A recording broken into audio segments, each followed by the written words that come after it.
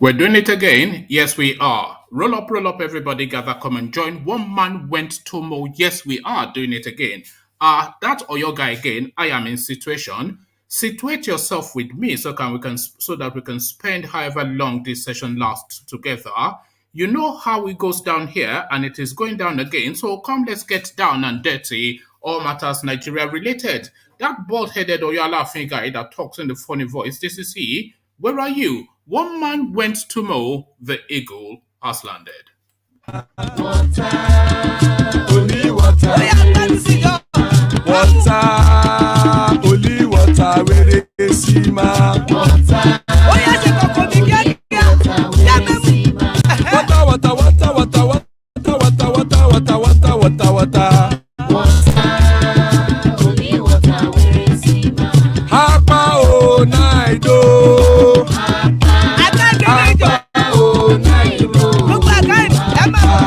Hapa you don't come oh.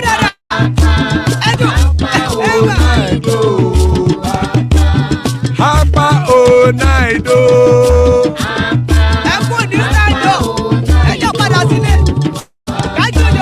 Oro kẹ̀kẹ́ ẹlẹ́mù yé o. Ilé ṣọ́dí kẹ̀kẹ́ ẹlẹ́mù rẹ o. Bobby master kẹ̀kẹ́ ẹlẹ́mù rẹ o. Chifu Faila ti kẹ̀kẹ́ ẹlẹ́mù rẹ o. Eruku lẹ̀lẹ̀ ẹlẹ́mù dé.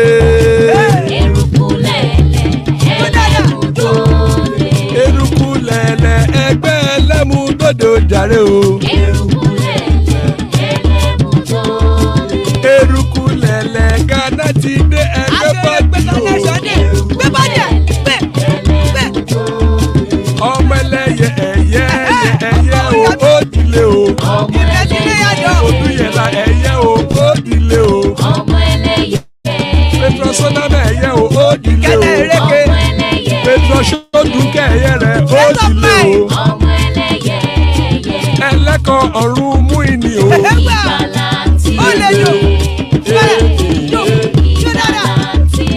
Àkùkọ ọ̀run mẹ́kọ̀.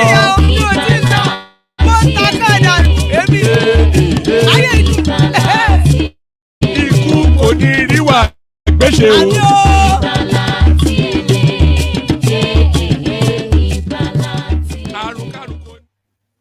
And there we are. Iku kò ní rí wa gbéṣe. As I always say, powerful prayers by the Kegite. Let me actually interpret what those words mean to you, the non-Yoruba speakers. Iku kò ní rí wa gbéṣe, literally, because of course the Yoruba language is so rich, it doesn't translate into English, and when you try to translate it, it loses some of its nuances. But loosely, Iku kò ní rí wa gbéṣe, it means literally death will have nothing to do with us. That's the literal translation, but not the nuance that underpins it. Powerful prayers by the Kegites. So, Iku kò ní rí wa gbéṣe. As guys, I bring you this. EFCC places Governor Obiano on watch list. Security agencies on alert. So, quite why a governor will be put on EFCC's watch list so publicly, something, of course, we'll find out just in the course of this interaction. Again, EFCC places Governor Obiano on watch list, puts security agencies on alert. So a flight risk, essentially, when they put you on alert, then you constitute a flight risk. That is the understanding. Fresh move to extradite Igboho shows federal government not committed to political solution. Afenifere is speaking to that space. So, of course, when Tukai Brutai was sent as an ambassador, serving military, what is it called? A murderer, or what is it called? Genocide person sent as an ambassador to Benin Republic, then, of course, he's only on one mission. And that mission now comes to the fore. Fresh move to extradite Igboho shows federal government not committed to political solution. Afenifere alarming to the space. Nigeria aims to launch new national airline by April, aviation minister says. So Sidi Sariki, who has been promising this, pretty much for however long. He promises it again. The last promise he made, all we all saw was just some graphic design that he showed, and that was 3-4 years ago. But then, of course, billions of dollars down the drain. So billions of dollars again devoted to this, but will we actually see any aeroplanes? Is the question. Nigeria aims to launch new national airline by April. Aviation Minister Sariki, the Fulani guy. So from the Fulani guy to the Fulani girl, we can't continue. Zainab Ahmed says Nigeria losing 250 billion monthly to fuel subsidy. So they are going to crack down on that space whether you like it or not, and the penury that you think you're suffering will be extreme, life-threatening poverty by the time Buhari is done with you. And that final stab of the knife, that final thrust of the knife into the body of the Nigerians. We can't continue. Zainab Ahmed says Nigeria losing 250 billion naira monthly to fuel subsidy. So in a video that somebody sent me on Instagram, we just saw what is his name? Rotimi Amechi being probed by the Senate for $33 billion that he looted, to the point that what is his name? Gbadabi Amila dramatically interrupted the probe panel and shut it down right in front of public cameras. $33 billion. So that, and then this, we can't continue. Zainab Ahmed says Nigeria losing 250 billion monthly to fuel subsidy. So you think, say you they suffer, the suffer never begin. Air Nigeria to begin service April 2022, aviation minister. So this or the other, same headline, but a different news outlets. So I will pick one of those. So that seems essentially to be the diet of the day. Femi Falana, utter display of executive rascality.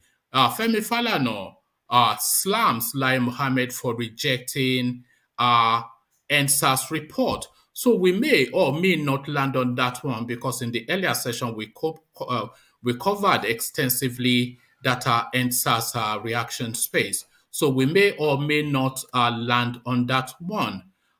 This we probably will land on, depending on how it goes. Yoruba Determination Group, Ilana Omo Odua, reacts to Sunday Igboho's extradition claims by Nigerian government. So all of that in play. So plenty in play, as is always, a rich diet of all manners of discussion points. But before, as ever, we go to the discussion points, we take a pit stop via the Eastern Quarters. They danced it once, they danced it twice, they dance it once again. Another Python dance. Do I pop? O Mary Wonizu, Woniya, Abakare, Mama Daura, Puri Mary Nandi, Windy War, Python dance 1, Python dance 2, now Python dance 3. Puri Mary Nandi, Windy War, Python dance 1, Python dance 2. Na Python dance 3. Una puri meri nande bu onye du aimo. O meri wone nizu mbiroya. Abakare mamanda mora. Una puri meri nande windy war. Python dance 1, Python dance 2. Na Python dance 3. Una poli meri nandi windy war. Python dance 1, Python dance 2. Na Python dance 3. Una poli meri nandi windy war. Python dance 1, Python dance 2. Na Python dance 3. Una poli meri nandi windy war. Python dance 1, Python dance 2. Na Python dance 3. Una poli meri nandi windy war. Python dance 1, Python dance 2. Na Python dance 3. Una poli meri nandi. do I fall? And there we are. Nnamdi Mati win a war. Python Dancy, Python Dancy. Nnamdi Mati win a war. Python Dancy, Python Dancy. Nnamdi Mati win a war. As guys, I bring you this. EFCC places Governor Obiano on watch list, put security agencies on alert. The Economic and Financial Crimes Commission EFCC has placed the governor of Anambra State, Willie Obiano, on a watch list. However, it is unclear why the commission placed the governor who will leave office next year on its watch list. In a letter dated November the 15th, 2021, and addressed to the Comptroller General of the Nigerian Immigration Service NIS, the EFCC requested the service to place Obiano on a watch list and inform it anytime he is traveling out of Nigeria from any international airport, as well as other entry and exit points in the country. The letter was seen by journalists on Wednesday. Obiano will hand over to Anambra State Governor-elect Professor Charles Soludo on March the 16th, 2022. So there you are, short and succinct and to the point, but the point made. So Obiano now on a watch list. He, of course, leaving government fairly soon. So EFCC are wanting him to answer questions. So maybe he has governed in the manner of Rocha Sokorocha. We'll find out in the shortest in the shortest future. A fresh move to extradite Igboho shows federal government not committed to political solution. So I thought we had a secondary headline on that. So actually, let me just run through with this one, and then we'll see what the other one says. We might well have a repetition, and if we do, then we abandon the other one. Fresh moves to extradite Igboho shows federal government not committed to political solution, Afenifere. Social political group Afenifere says the fresh move by the federal government to extradite Yoruba Nation agitator Sunday Adeyemo, also known as Sunday Igboho, shows that the regime of President Major General Buhari retired is not committed to exploring political solution to resolve secessionist crises in the country. Afenifere stated this in a statement on Wednesday signed by its group national publicity secretary, Jare Ajayi. Earlier in November, the Attorney General of the Federation and Minister of Justice, Abubakar Malami SAN, had said that the federal government would not rule out political solution to resolve secessionist crisis in Nigeria. Last week, the president said he would consider the demand for the release of the leader of the proscribed indigenous people of Biafra, Nnamdi Kanu, when some respected Igbo elders, led by Minister of Aviation in the First Republic, Chief Mbazulike Amechi, visited him in Aso in Abuja and requested the unconditional release of the IPOB leader.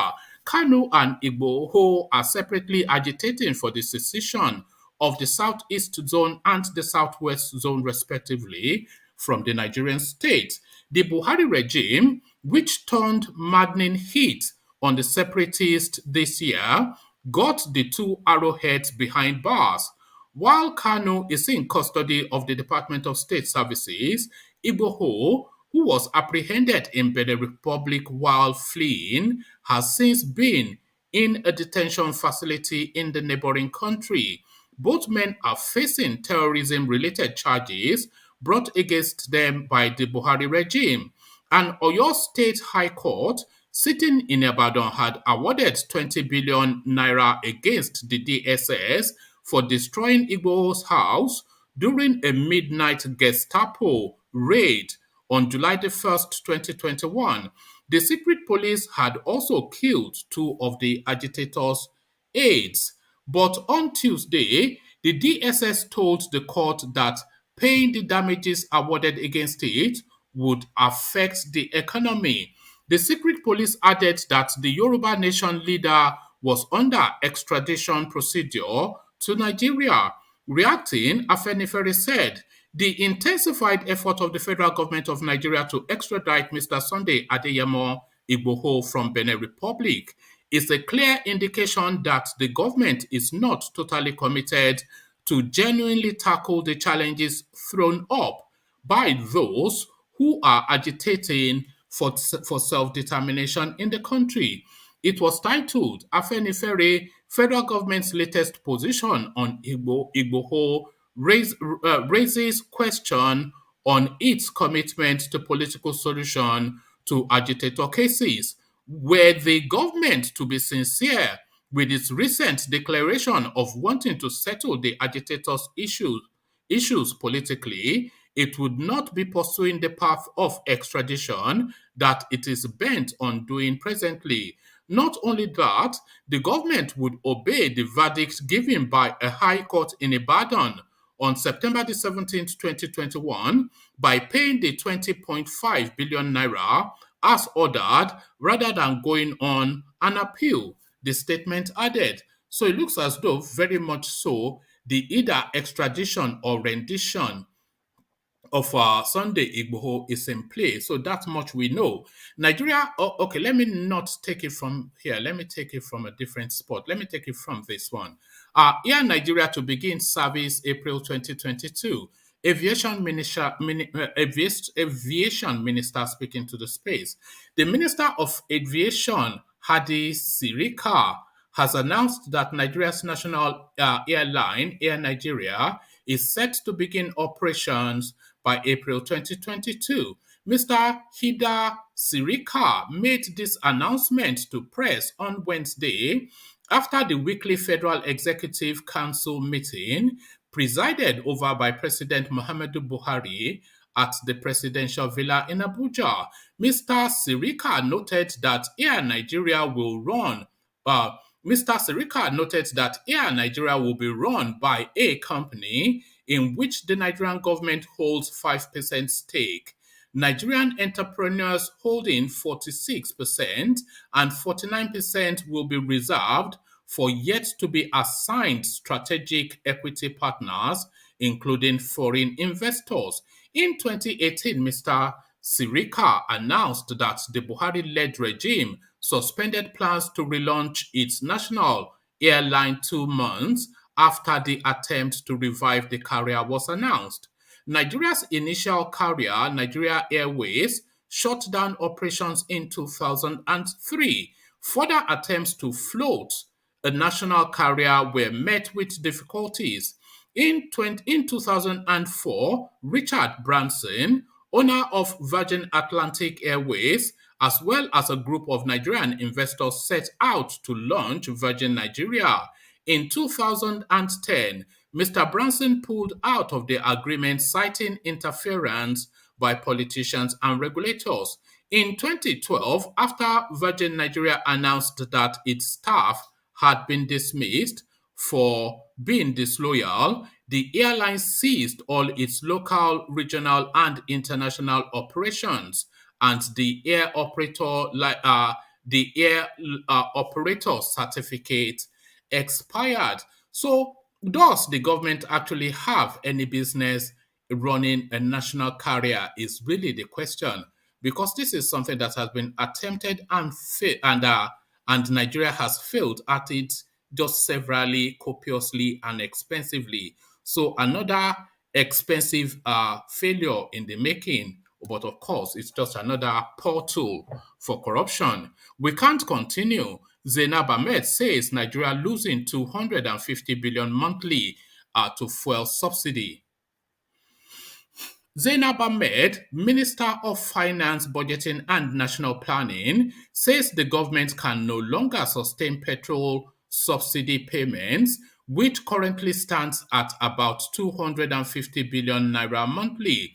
Briefing State House correspondents after the Federal Executive Council meeting presided over by President Muhammadu Buhari on Wednesday, Ahmed said the payments were no longer sustainable. The finance minister explained that the federal government will end fuel subsidy by 2022 and replace it with a 5,000 naira a month transportation grant to the poorest Nigerians. So the Petroleum Industry Act has a provision that all petroleum products must be deregulated, And in the 2022 budget, we made a provision to assume that at the maximum by the end of June, we must exit subsidy, Ahmed said.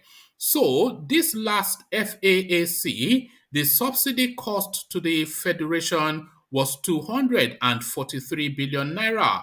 So if we look at a cost of about 250 billion naira per month, and it has been increasing consistently. So we are not so we are expecting something around 120 billion naira per month from the NNPC. And now we are getting to a point where the NNPC is remitting near zero. And if we don't stop, we will get to a point where they will tell us, pay me this for managing the fuel provision in the country. So if you are taking, so if you take 250 billion times 12, that is about 3 trillion naira. If we don't remove that, that is what is costing us. That is money that we can use to apply to health and education. The intervention we want to provide, it is for between 20 to 40 billion people, and there is still a lot of work going on. We have a committee that is chaired by His Excellency the Vice President, state governors, and a few of us ministers as members. So we have to have a landing as to the exact number between 20 to 40 million people. We already agreed it will be 5,000 naira, and we have also agreed that the remittances have to be done digitally.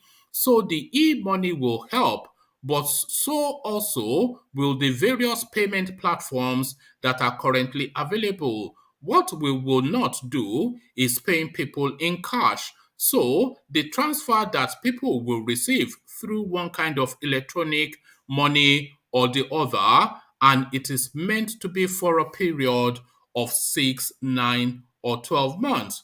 So these are things that we are still in negotiation, because it is still money that would have to come from the Federation account. So everybody that is a member of the FAAC will have to agree on the numbers. The maximum will be 12 months. The minimum will be 6 months. The finance minister also said she briefed the council on the third quarter gross domestic product GDP report for 2021. She affirmed that the results showed an improvement from the contraction witnessed in 2020. Asked why the growth does not impact Nigerians, Ahmed said that the impact of the economic growth being recorded will not be felt until it surpasses the population growth rate. Let me say that again. The Nigerian economy is growing, and right now we witnessed 4 consecutive quarters of GDP growth, Ahmed said. We also said that we aspire to continue to push this growth to the point where the growth supersedes the growth in our population, because that is the time people will feel the benefits. So we are pushing the bar at the third quarter of 2021. The average annual growth is now 3.3%. Our population growth is roughly 3.2%. So we still need to do a lot more for the people to feel this. But the fact that the service sector is not in the positive territory it also means that people will begin to feel the difference between but the fact that the service sector is not in positive territory, it also means that people will begin to feel the difference, because it is the service sector that has the first direct impact on people. So there you are, gobble the gook and blah, blah, blah. But the upshot of it is that you are doomed. This is really that's the sum total of every nonsense that I've just said now. The sum total of all of the nonsense that I have just read out to you now is that you are doomed. if you are living in Nigeria, you are doomed. So you are doomed. Let me see. Let me skip this Femi Falana one and go on to this one, the Afenifere one. Yoruba Determination Group, Ilana Omo Odua, react to Sunday Igboho's extradition claims by Nigerian government.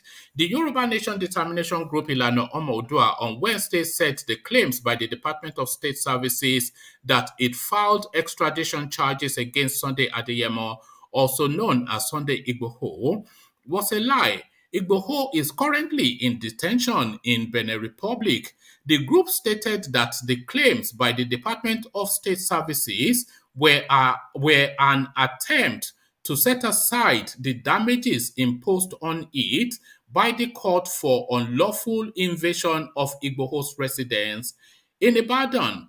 Speaking with journalists in Ibadan during the inauguration of Ilana Omo-Odua Worldwide Elders Advisory Council, the spokesman of the group, Maxwell Adeleye, stated that the Nigerian government had not filed any extradition charges to bring Igboho back to the country.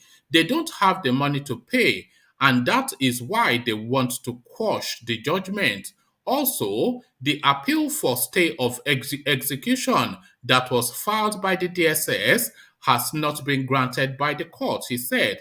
Professor Banji Akintoye noted that the advisory council became important to liaise with traditional rulers and other stakeholders towards making the dream of the self-determination come to reality. He pointed out that the youth could not drive the cause alone, urging everyone that loved the development of the Yoruba land to join hands towards its success.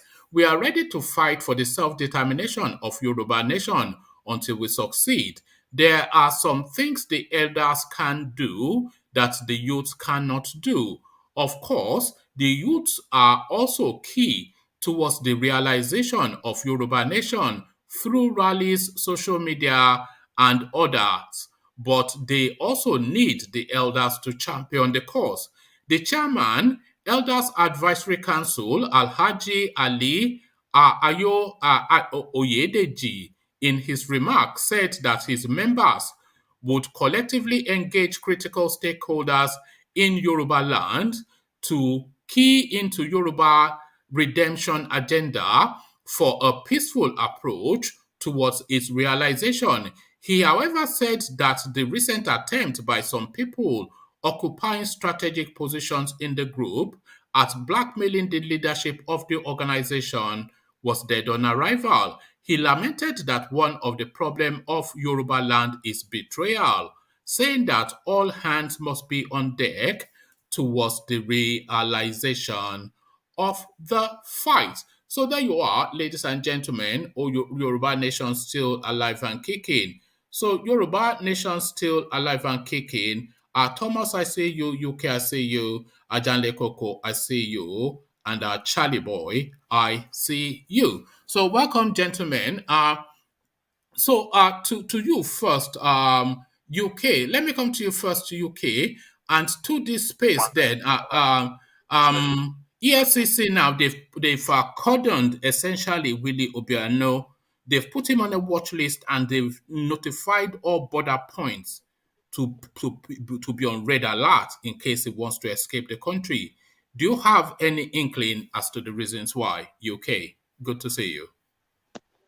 Well, I don't have any.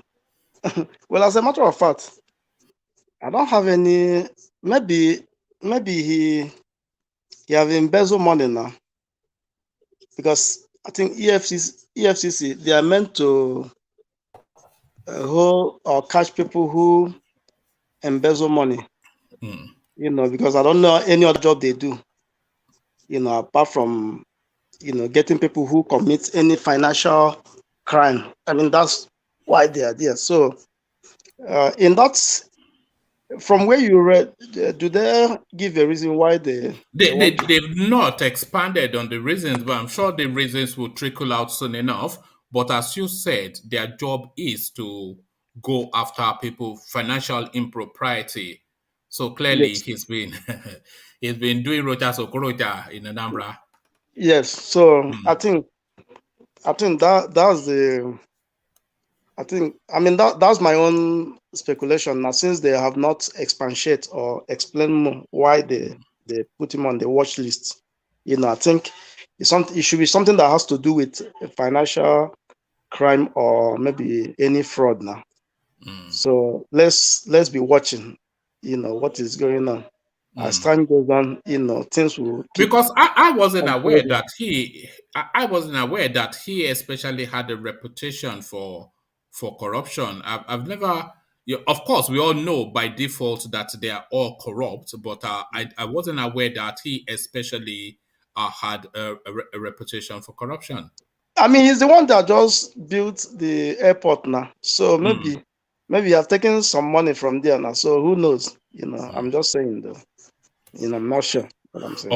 All right. And they've tried it once, they've tried it twice. It's always failed all the times they have tried it. Nigerian Airways again, Air Nigeria, they are now calling it now. Is this just the latest disaster that they're about to birth? What are you making then? Air Nigeria, Well, here it comes again. even if when they start their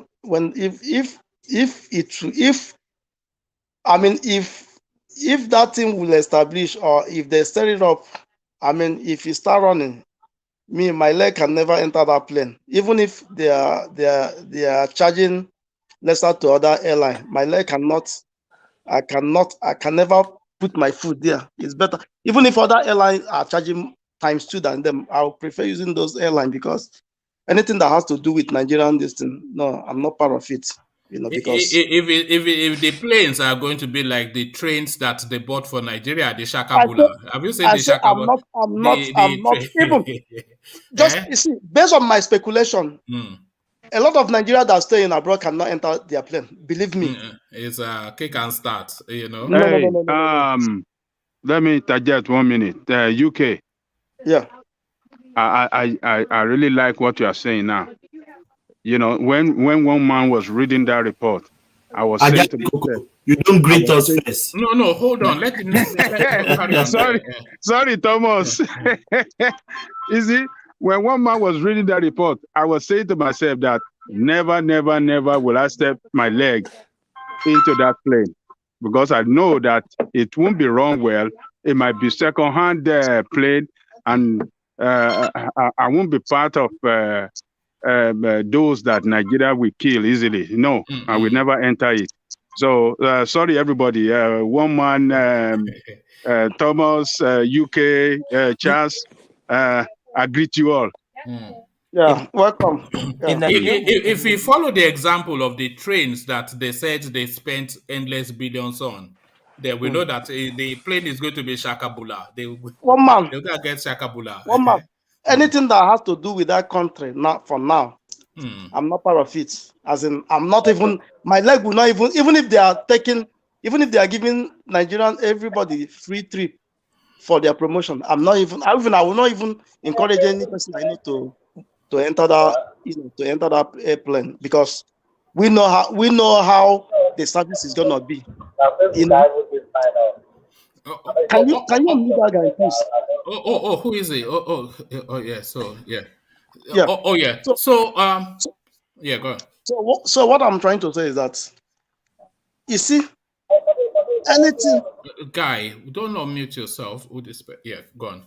Anything that has to do with their airline, you see, to tell you, for the fact they cannot even, take care of the country, is it an airline that they will take care of? Because if you see all national airline, you can see everything reflect on their country. You see what I'm saying? Every airline in this world reflect, everything they do reflect on their country. You know that one man, I don't know, because should the country even be running an airline is the wider point, because governments are notorious at being very bad at running businesses, because they're not especially pushed to make a profit, so they always run businesses at a deficit. Most government, yeah. Yes, they're not supposed. They're not supposed. It's supposed to be a private entity, or I mean, a conglomeration of several people that make up their destiny. Because since it's for business, so that the services and everything, and they will bring the best, pilot. I mean, they will make sure that everything is the best. Okay, no, well, a country can run. Okay, take for instance, the Ethiopian airline. I mean, that's the. Do you think it's run by Ethiopia government, or they just franchised the name? Maybe they franchise the name, but I know their government have some cut. Maybe the government might have like 20%, and which is big deal for them too. Is for aware of them making revenue, But I know the way they handle their plane, at least is one of the best in Africa. Is the best in Africa now. Yes, everybody reports good things about that airline. It's the best. Yeah, apart from that crash they have due to that Boeing, but that was the fault of Boeing rather than the fault of I know. Yes. So, but they have a good pilot. I mean, at least I've taken them once, but that time I take them just that it was a kind of a very long flight for me, taking them. But I enjoyed their flight. Even the pilot, they were good, and and the air crew, the air hostess, they were all very distant, good. So, but for me, it's a very long trip, It's dead on arrival. Yeah, going all the way east, then coming back to west, it's a long trip. Are there any direct flights internationally to the east, from Europe to the east? Is there is Enugu Airport international? Yes. I think the only Ethiopian airline that goes there, and the ones that also go, because usually I always fly to Port Harcourt, which I've used Lufthansa and Air France. But I heard that now Turkey is going to Port Harcourt too, But I've been to these two airlines is what I use, Lufthansa or Air France, If I don't want to, they fly straight there, not drop you in Lagos. They will stop you in Lagos for 30 minutes, then they'll take off again. Okay. They'll stop, or Abuja, they will take off again. I mean, that's the two experience I've had. Okay.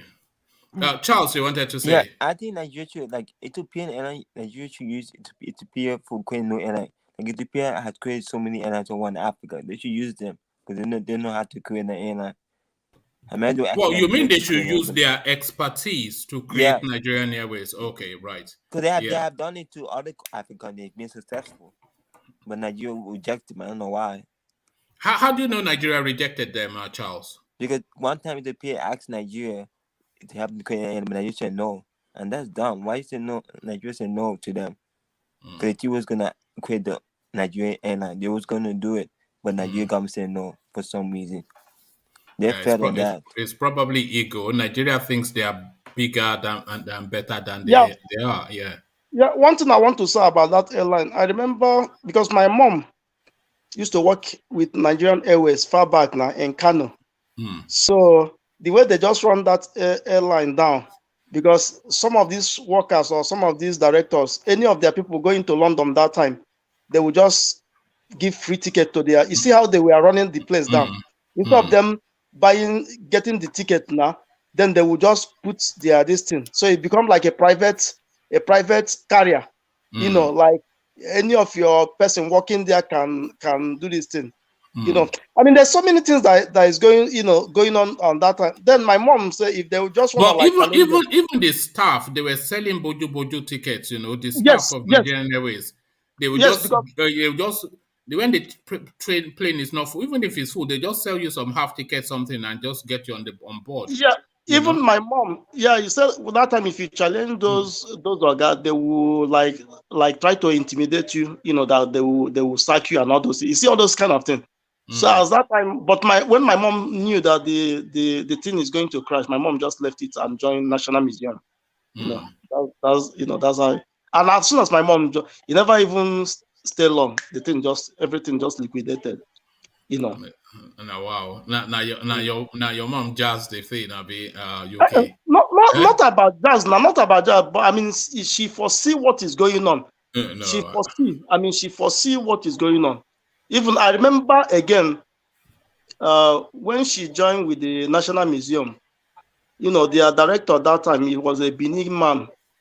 The man, you know, what they do, instead of them, they'll be signing this exactly what you're talking about. You see those people that collect the artifacts, when they come to buy it now, you know, instead of them to go through Panafina, because there's another agency that take that in. Then they'll be doing boju. They'll be writing fake ticket and be selling it, making money off of the, you know, from the government. You know, all those kind of things. There are so many, you know, Nigeria is full of so many. And I asked if all Nigerians are criminals. You people tell me no. But no. This guy now, the Igboho storyline, it looks as though they are still after him somewhat. At least that is what they told the court. So Igboho, of course, he got a judgment against the federal government for 20.5 billion naira in Ibadan. So they are now looking to enforce that judgment, but the DSS now are saying they are still in the process of trying to extradite Igboho, and they are appealing against that judgment. But further development now, the Ilano Omodua are now saying that they are not actually appealing it. It's just a delay tactic. So what are you making of that muddied space of the Igboho extradition or not? Well, for me, they better pay the man, because Igboho never do anything, you know, that is criminally. Because I don't see the reason why they will go to his house and trying to kill him. Even do you know the thing I don't like about Nigeria? One man.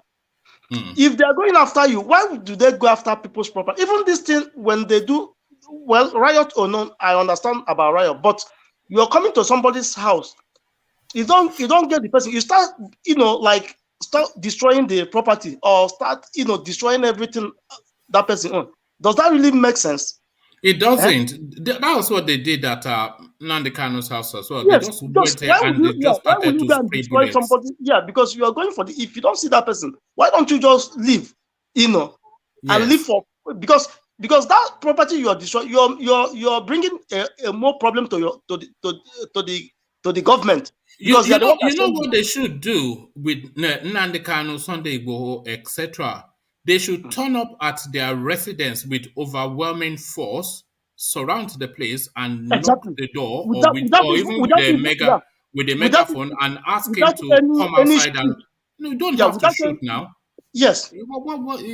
But no, they have to do that thing just to show that. I don't know what that shows actually, because it's primitive and everybody is abandoning that. Yeah.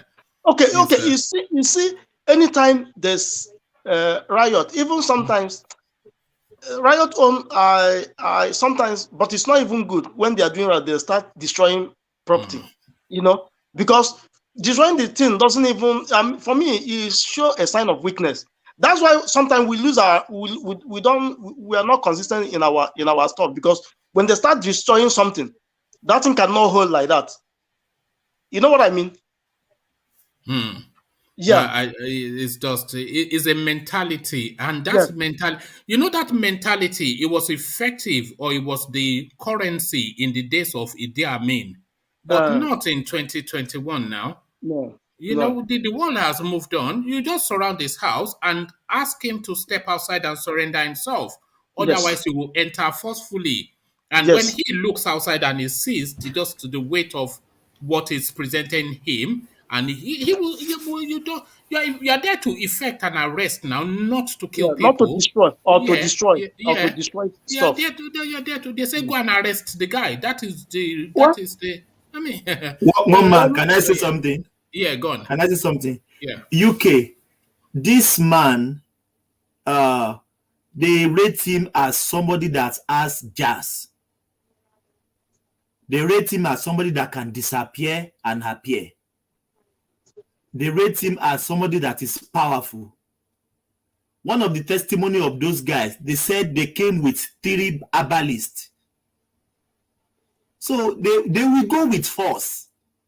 No. I'm not saying they shouldn't go with force. What I mean, they should leave the person's property. Don't destroy anything.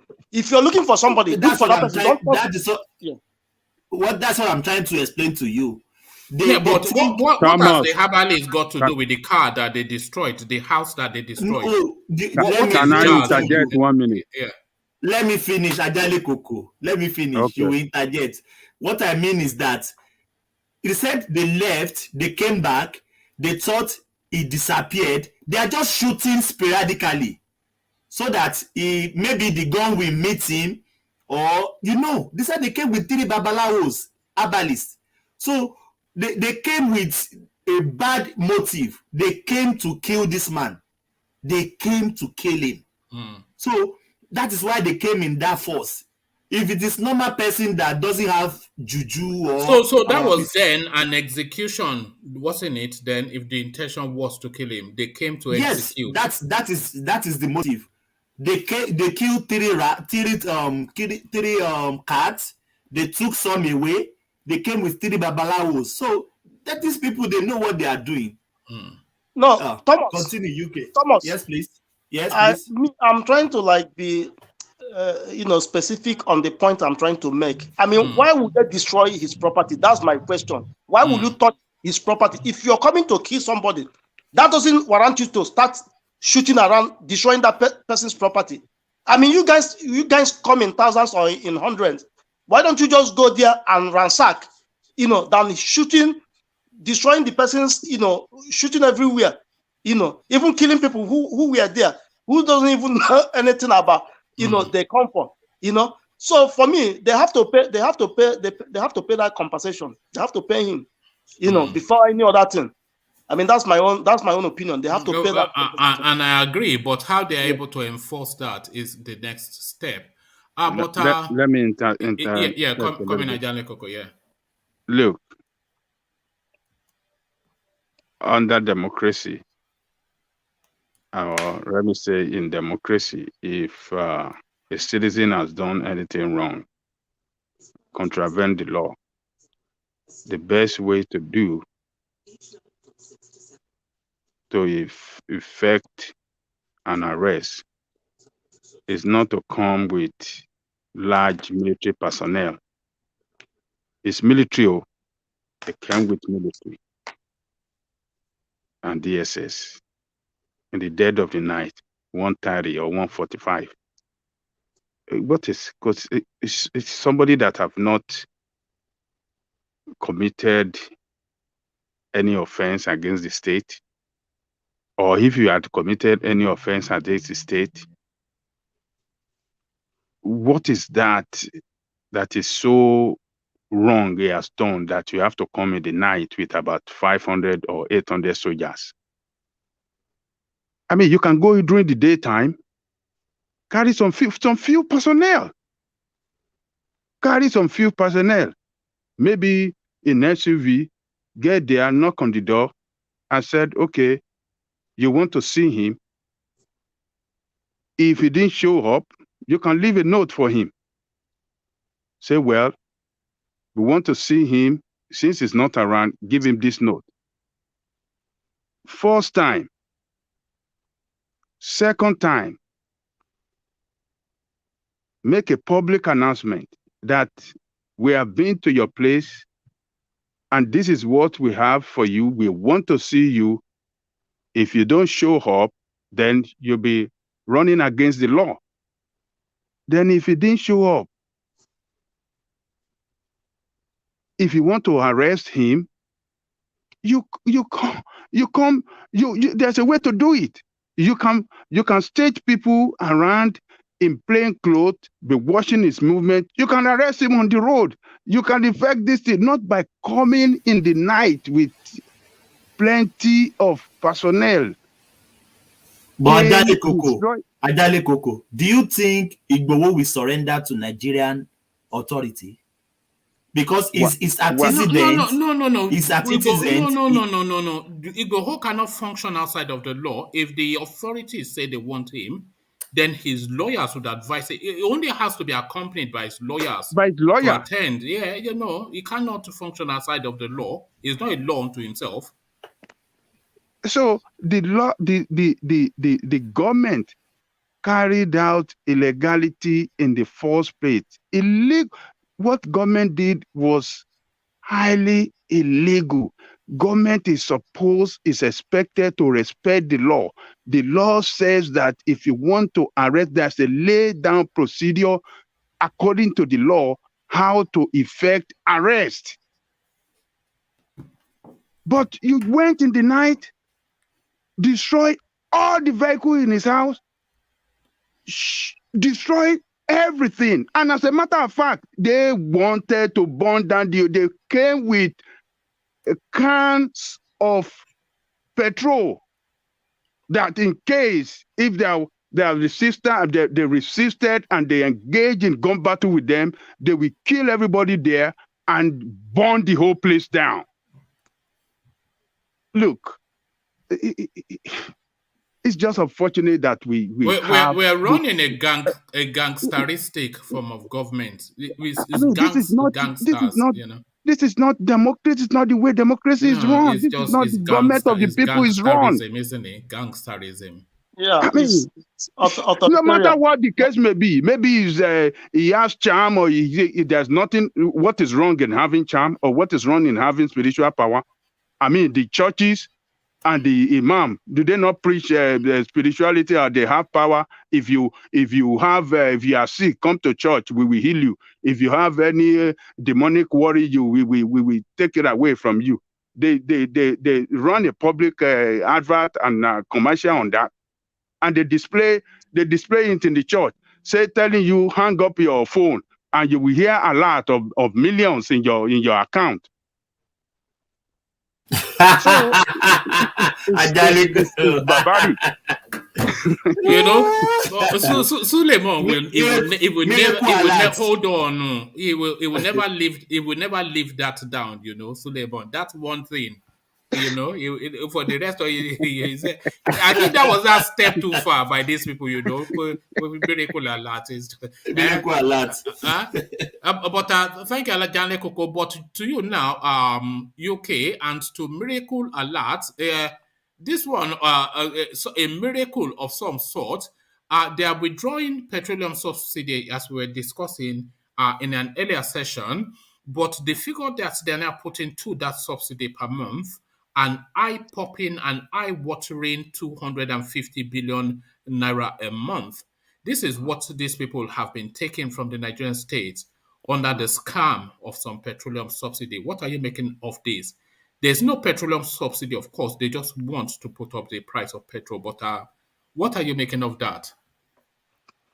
Well, I think for me, you already said it all now. I mean, it's a scam because country like Nigeria, they are the number 6 oil producing nation. I mean, the petroleum should be as even low as, because we have it. I mean, it's there. It's abundant. I mean, even if in abundance, yes. No, we have it in abundance. Yeah, yes. Yeah. Petrol should be even be less than. I mean, it shouldn't even know up to like $50 and 50 naira in the Nigerian currency. I mean, if everything was the way it should be, it shouldn't be like that because we have it. We have everything. Anything like in that part of area of energy, it shouldn't be a problem to us because one, you know, it's just a group of people. You know, they just map out that this is what they'll be doing in the nation. So when they pay the money, and if you check this subsidy we are talking about, both past and present governments, their hands are in it, you know, because if it is something that is everybody is feeling the heat, both them and the people, this thing would have been a problem that had been solved, you know, for a long time ago. So what happened to the refineries? The one in Port Harcourt, the one in Warri, then the one in Kaduna, then even the money they borrow, if they want to build even like 4 more additional refinery, they can build it, you know. But just that they don't want to, like as I said, they hate themselves, they hate the people, and they even hate the environment, which is even giving them that money. You know, people like that. I mean, they are very. Our people are very wicked and demonic. I mean, the leaderships, both past and present, because the level we are now is not the level we're supposed to be. I mean, we shouldn't have even be talking about, like, we should even be more than Dubai now. Dubai will not even, Dubai not even supposed to compete with Nigeria. Our competition should be like, as I keep saying, is Singapore and South Korea. Yeah, that's the people that. Let me give you some data, UK, that you may or may not find interesting. It may reset your thinking. So this is the top 10 cheapest petroleum countries, cheapest petrol countries. So Venezuela is the cheapest. It's $0.02. So it's less than a cent in Venezuela. Iran, 0.05 cent. Angola, 0.18. No, that's actually pounds. So 0.18 pounds. So it's a UK thing that's done this. Kuwait, 25 pence. Algeria, 25 pence. Sudan, 28 pence. Kazakhstan, 29 pence. Qatar, 30 pence. Turkmenistan, 32 pence. And this may surprise you, Nigeria, 32 pence. So apparently, allegedly, Nigeria top 10 cheapest petroleum countries in the world. Okay. I want to say something, one man. Another thing I want to even say, our own hydrocarbon is very, very easy to distillate. Because our own hydrocarbon, that's why you see all those river Niger Delta guys, they can do the petrol, they do the refinery now, like the Park one. Because they call it Bonnie Lights. Our own doesn't contain all those sulfur, and it's very easy to distillate, So I mean, what stops the government or to just build a good refinery? And when they build this refinery, they'll be getting other source of, because it's not even the petrol alone now, other source of things they will even be exporting now, because they are looking for foreign exchange. So why don't you refine? Because this hydrocarbon come with so many sources now, it can even up to like, I think 20 source of things, in that this crude oil, but what stopped them not to even build one standard refinery that can at least, if you know how many byproducts Dangote is extracting from the oil that is pumping. It's not just the oil. It will tell you the oil, but there's so many byproducts that. Yes, that's what I'm saying. Yeah. Now, it's not even the gas, the gasoline. There are other things, and which is also if we export it to other countries that need it, it's a foreign exchange for us. But they are not doing it. Or they just concentrate on this thing, because one, I think when you keep black people now who doesn't even know their left and right, that is all you see now. Quackery, quota system. Because if our leadership, they know what they are doing now, we don't even need to export it to any this thing within the African region. Now we will make so much money. We make so much money within the African region, West Africa. I'm not even talking about the whole Africa, just West Africa. And what are you making of the 5,000 naira palliative that they are wanting to give to people that they are identifying as the poorest in the country? Well, in my own transport, 5,000 naira. In my own opinion, it's a campaign money now. It's a campaign money. You know what I mean now? Yes, it's a campaign money. So this is what Osebanjo will take to the market again in 2023. 5,000. They should go and sit down. They should go and sit down. 5,000 naira. Is it up to one champagne, or can even get a good drink? That's what you are giving a family people for 1 month. Then how much are they eating? Are they not eating in dollars? Why don't they pay that money in dollars? Okay, if you give each Nigerian the one that we feel that the less privileged, why don't you credit $5,000? Because you people, they eat in dollar. Is it also? Are they eating in naira? Not in dollar. So why are you giving them 5,000? 5,000 for what?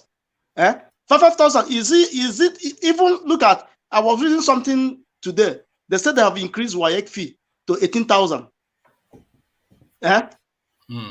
Imagine. No, I mean, you know they're going to price the poor out of an education, because education, of course, the surest route out of poverty. That's how you recalibrate yourself out of poverty. But they're going to price the poor out of education now. Well, they already. Me, I know it's a campaign money. It's not. It's not what they meant that money for, because when they say it, then those people who are on the street now, because whichever way they push them now, that's how they follow now. They will say APC have done another one. APC have done. So we already know this thing. So it's a campaign money, not the money they are saying they are taking out. I mean, what is 5,000 what is 5,000? This you are talking about less than even $10. Can 5,000 naira cook you a pot of soup in Nigeria? Never. For me, no, never. Never. There you are. But all right, thank you, UK. So stay with us. Let's go on from UK to Ajanle Koko. Ajanle Koko. So this Igboho space, then a bit unclear what is going on. So what we do know is that he has an award from Ibadan High Court to say that the government should pay him, DSS should pay him 20.5 billion naira.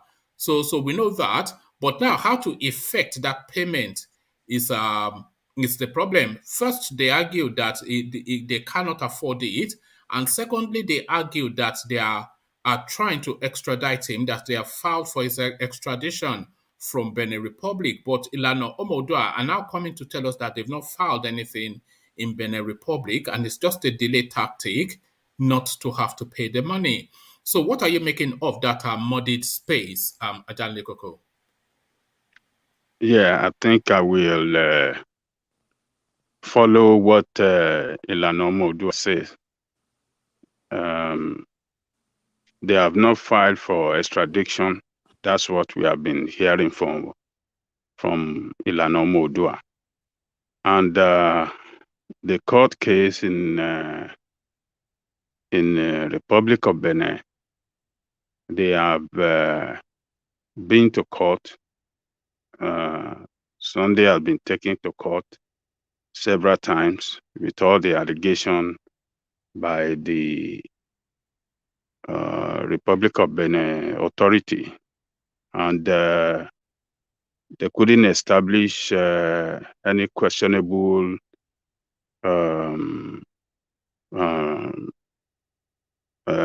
all those accusations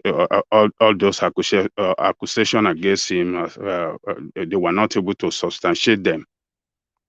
And the last report we had is that the judge has requested Sunday Igboho and his lawyer to file for his release.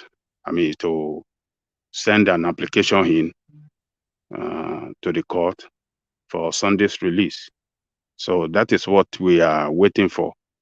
As soon as it's released, then he will proceed his journey to Germany, to his family, or to if he like to stay in the Republic of Benin, you have to apply for asylum and stay right there. Is that where Professor Banji Akintoye is resident at the moment, Benin Republic? Yeah, that's where Professor Akintoye is residing right now, and he's following that legal tussle with Ilana Omodua. So Sunday's wife too are there. It's only one wife that, he has two wives. So one has been with him. That was the one that was they met with him. That's Rocco.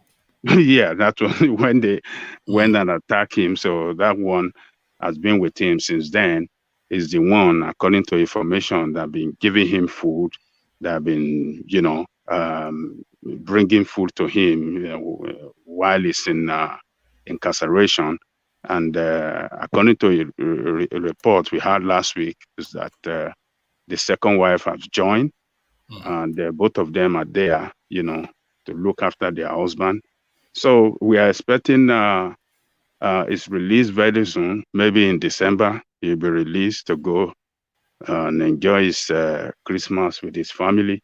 So, but you know, just like Ilan Odma said, that Nigerian state is just they are just playing game just to as an effort not to pay that money awarded by the High Court in Ibadan. Is it 20 billion or 2 billion? 20.5 billion. 20.5 billion. Yeah. So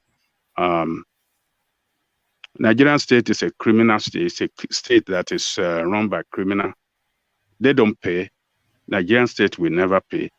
The several cases against them that have been won against Nigerian state, they don't pay.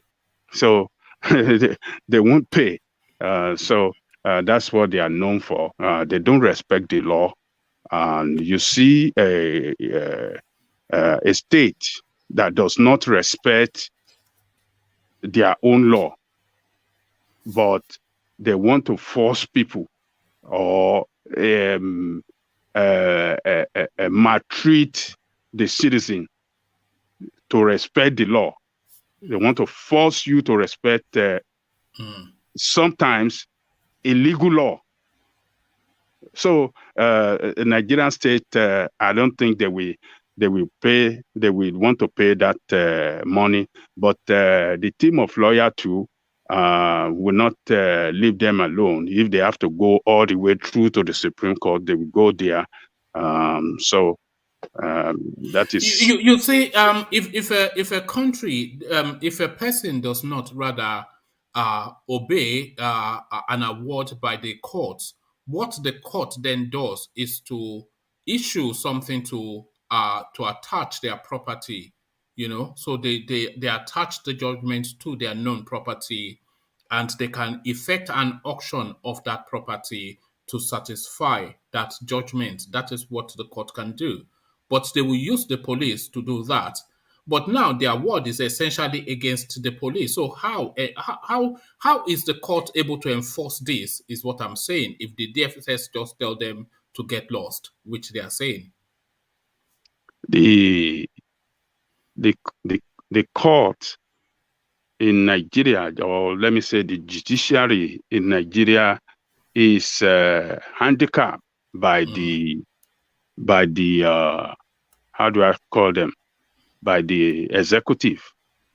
So the executive will never allow the independence of the court or the judiciary to effect authority against them when whenever that is has to be effected. They will never respect it. They will never respect the judicial authority, you know, to effect law against them.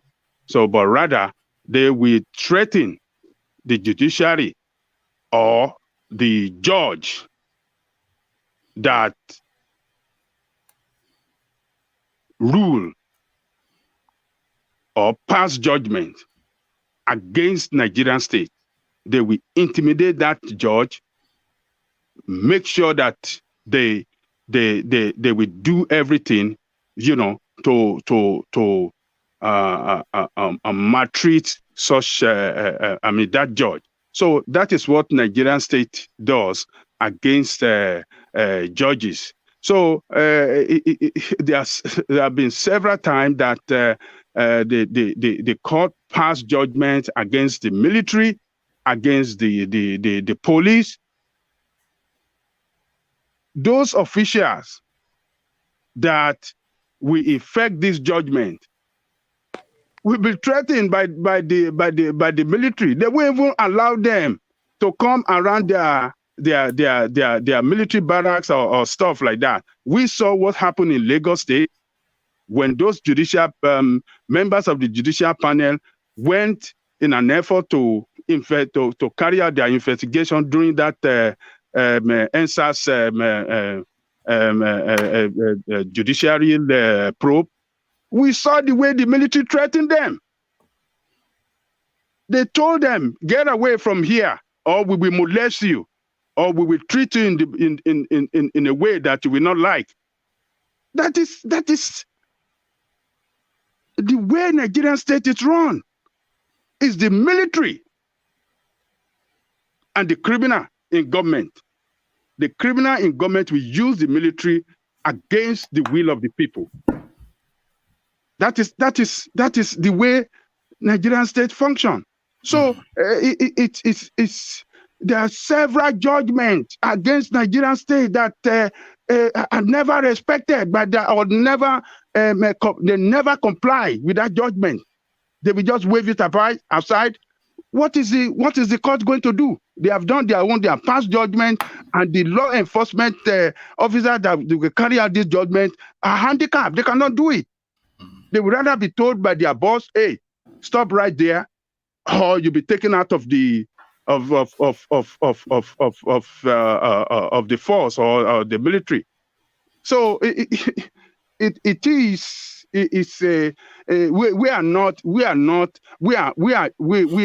are in a lawless country, and lawlessness is at the highest level. Is perpetrated at the highest level.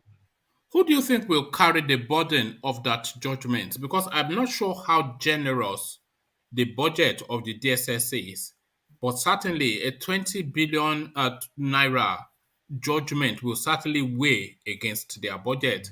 So who do you think will carry the burden of that judgment? It is the federal government. The DSS is not even recognized by the law. Can you imagine that? An agency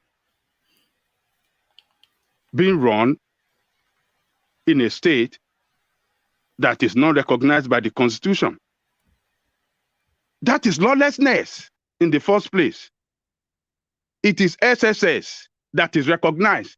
So when you pass judgment against DSS, you are passing judgments against invisible, what do you call it? Organization. Yes. That is the way Nigerian state is run. Lawlessness, criminality, that's it. So, but they are not serving the state, but serving the presidency to carry out criminality against voices of opposition, against their administration. That is what they are meant for. And that is why they have used them several times. And in the recent time, the one against Igboho and the one against Nnamdi Kanu and others that maybe we have not heard of, but they uses them, to molest, to harass, to intimidate, and to subdue voices of dissent against their criminal act against the people of the country. So it's a lawless organization, and it's just sad that lawlessness is perpetrated at the highest level in our country. Ajale Koko, can I say something, please? Yeah. Baba Suwe, the court said they should pay Baba Suwe Omidino 20 million naira. They didn't pay that money. That man died day before yesterday. That is what we are. They will not pay this money. They will just ignore it. Nobody will challenge the federal government, even to Supreme Court. If Supreme Court declare today they should pay Sunday Igboho 20 billion, who will force federal government to pay the money? Nobody. They own the court. They own everywhere. There has to be a mechanism for that, though. Otherwise, what is the purpose of a court judgment? If it's pick and mix, if it's at your discretion, if you follow it or not, then what is the purpose of a court? There has to be a mechanism that enforces judgment against anybody in the country, especially the government. What's the purpose of going to court then if you cannot enforce the judgment? They won't because court is the last hope of common man. So when court ruled in favor of common man, Nigerian state is a state that does not respect the right of common man. They don't respect the right of their people. They always want to trample on the right of the people. One man, can I say something? Oh yeah. Yeah. Do you know that this our government? I mean, I look at them like a beast, because they don't even value their life, so they don't even value other people's life. I mean, that's the way I look at it. That's why I look at the state of things in that country. But why would you get a court judgment if you cannot enforce it? That is the thing. The court has pronounced, so you act immediately. I mean, and they will tell you that they respect the rule of law. It's ridiculous, though. Ajanle Koko. So when you have a country where the court judgment does not matter, so what are we running? How can you have a country? How can you? Where is the right of the people? Where can you get your right? You can get your right at the law court, but where the law court will do their job, and the state that is run by criminals will not allow that judgment to take place. So hope is lost. We don't have hope in that country. There's no hope. There's no government at any level in that country that will allow the right of the people to prevail over their wrongdoing. They don't. The federal government, the state government, the local government, they're the same. So is that impunity? Look at what Lagos did. Lagos is trying, under Sanwo-Olu, they're trying to run that state in a transparent manner, in a civilized manner, in such a way that, people's rights can be guaranteed by the state. But look at Lai Mohammed. It's part of the fact that they are in the same party. Look at the military general. Look at those in government at the federal level. They're condemning it already. They're trying to intimidate Lagos State for trying to do the right thing, to uphold the right of the people. They have been shooting at Lagos State. That is Nigeria. Nigeria doesn't want any good thing for their people. As a matter of fact, look, I'm not really on the side of politicians in any way. But if we see any one of them that is trying to do good thing, I will give kudos to that person. So Sanwo-Olu did the right thing, appointing the right people for that panel of inquiry, people of integrity. It did not influence their job. They did a good job. As a matter of fact, the report is two reports. One is for police brutality against the people in the state, and the other one is NSAS. The one against police brutality is not people that came there were not. Some of them are something that has happened in the past, incident that has happened in the past, like maybe a year or 2 years or 3 years ago. Do you know Lagos State have been back on payment of those? Lagos State have paid about 409 million to citizens of the state that were brutalized by police. That is the way a state should run. That is how a government can give hope to the people and let people see that we are responsible and we will protect your right and will never allow. Ajanle Koko, one of the other ways to effect control on that policing space is via these courts. If the courts are fining them heavily and is impacting on their budgets, just their wrongdoing, then they will self-correct, because you know how much they love money in the police force. So if they are getting the judgment and they are effecting the judgment to the point that they are forcing the police to pay, and they are realizing that a good 30% of their budget is going towards court judgments, then they would then have to ask the question that why are all these judgments going against us? And then it's just but they must be able to enforce court judgment. But otherwise, what is the point? You are right. That is the way it's supposed to be. Like here in the advanced world where we live, when a police department, or police officers trample on the right of on the citizen, and they were sued, and they are awarded monetary reward against the police will pay. Do you know why? Because if they don't pay, they know it's against the law. But when they pay, that money is taxpayers' money. People going to ask question, why must you conduct your profession in such unprofessional way that we taxpayer money have to be paid for your unprofessional conduct? So such police officer or the head of the police officer has a question to answer at the local government level. They have to put that question to him.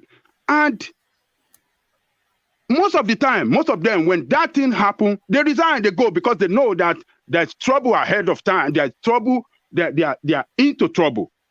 Once they have violated the right of the people, and that costs millions of dollars for them to cough out, that is a problem on that department, and the chief of that department has a big answer to answer. So has a big question to answer, and in such a way to live so that he will not lose his entitlement, his gratuity, or all that he deserves to get while in service.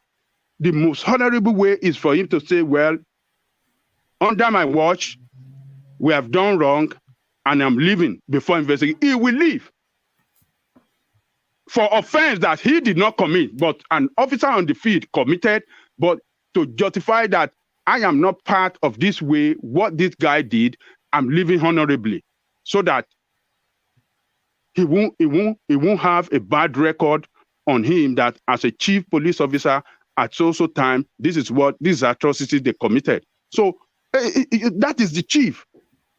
The guy that committed that offense on the field will face punishment too. If he has to go to some terms of imprisonment, he will go there.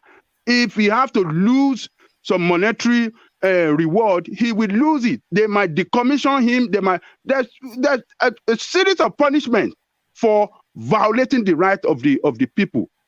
When police violate the right of people, but in Nigerian case, who is punishing who? It's kill and go, isn't it? Kill and go. Who is punishing who? It's kill and go. Who is responsible to who? So it's just because the police in Nigeria are meant to be used by the state against the interests of the people. So whatever they do or done at any time against the interest of the people, they are justified to do it, and they'll be rewarded. What happened to the man that were invited to the what do you call it? The NSAS that didn't show up? Was he not promoted? One man. Was that guy Salisu not promoted? Well, he was promoted. Yes, he was promoted. Bello, Eso Bello, yes. From a lieutenant colonel to a full lieutenant. Yes. For massacre. For doing a good job to disperse those people, kill some of them, and strike fear into Nigerians, and clear up that space and ensure that money continue to flow in. into their pocket. So that is Nigerian state for you. There's no justice. There's no equity. There's no fairness. There's no freedom. There's nothing for the people of that country. It's sad. It is sad. But that is sad, but this mysterious. EFCC have put Willie Obiano, the outgoing governor of Anambra State, on a watch list, to the point that they've notified all points of exit from Nigeria to be on red alert in case this guy wants to leave the country. What do you think would have, and they released this as a statement to the public as well.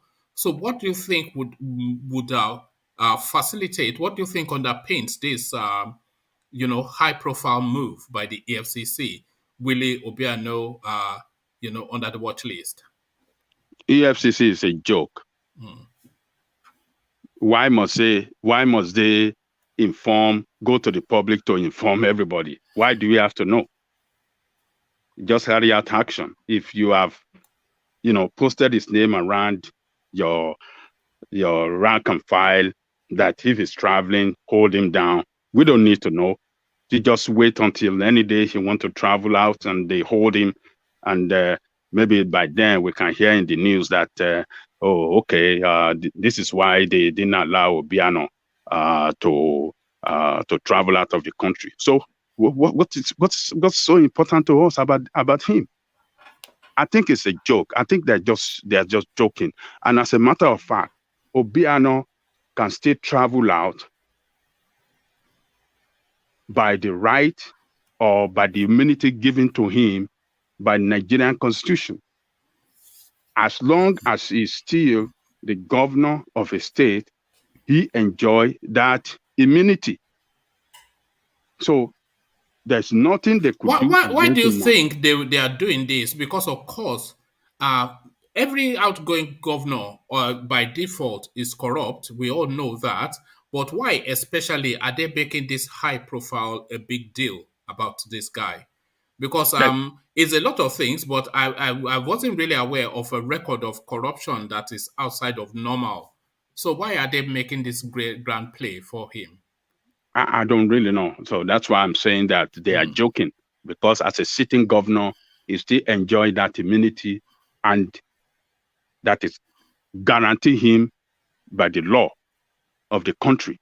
So them coming out and saying all this nonsense is just nonsense. He can still go anywhere he want to go.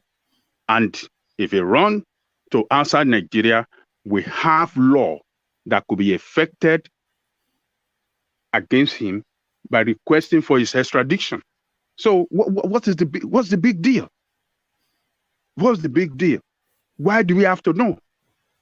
Just go and do your job. But what have they done to the people in the past?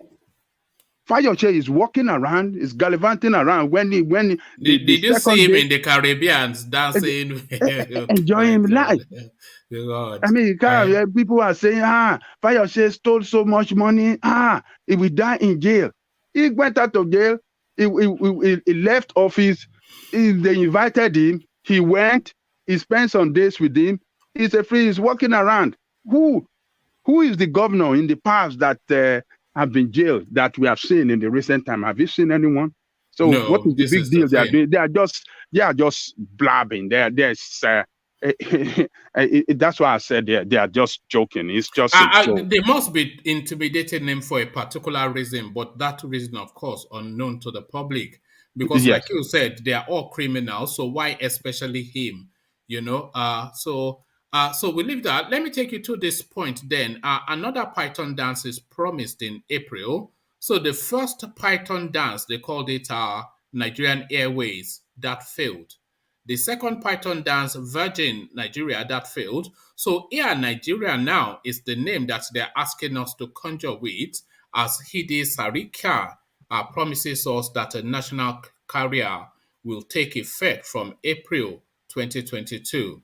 What are you making of this national carrier, and do you think the government is suited to running a space like that? I don't want to take his talk serious, they have said several things in the past concerning having a new airline, and nothing has been done. So saying the same thing this time doesn't make sense. I don't want to believe them. And if eventually they come out with airline, I as a person, just like UK said earlier, even if it's the cheapest of them all. Where's the patriotism now, Adanle Koko? Where's the patriotism? Look, no, you know, you don't want to be patriotic with your life. You are not a soldier. You are not a soldier man. You did not sign your life to anybody. No, I'm not Jesus Christ. I don't want to die for Nigerian sin. Look at that.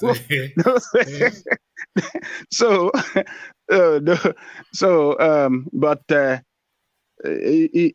there's nothing that we have seen to show that something is in the pipeline.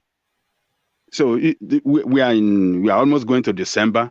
So you say in 4 months there's going to be Nigerian ways. How many? I mean, before an airline is come on board, there's supposed to be some technical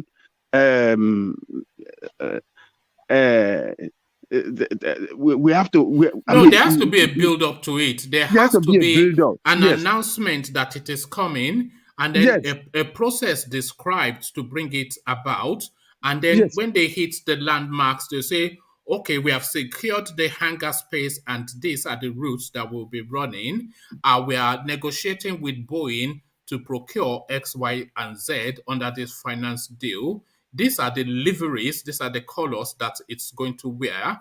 We're going to give them names after X, Y. So a lot of things. You don't just wake up in the middle of some space and it's just a nonsense, isn't it? Like Gogoro Master. He just say we are going to have. I mean, it's just they just say things to. I mean, because I just don't get it. They feel people are stupid and people doesn't know how things is run. Particularly, they have to test flight. They have to test flight, like somebody is saying. All of this in 3-4 months or however many months. This is not a land transportation. This is a transportation system that require highly sophisticated. They have to negotiate with other countries, their landing rights, their landing space, the airports that they are going to use, the frequency. A lot of you don't just say this guy's a clown. These people are clowns. He's just a clown now. This is what you see, one man. When you have mediocre, in position of a government and running the state, when you have people that are not competent running the state, what they will do is lying, misinformed, and they come out with this deceptive information, and so that is the way they govern. One man, can I say something? Come in UK. Well, that's why sometimes when I listen to Fela music, I say, man, these people, they are he is a prophet. Because you already know that these people, they are not going no headway. Then when you read things fall apart,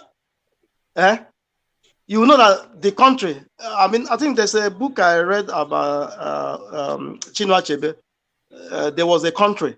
Man, you know that these people, they already see the kind of people, that is taking like the kind of people who have taken the country. That this kind of people, if they are not out of the system, Nigeria is not going anywhere. Because you see what you said, the logistic that you have to go through for you to,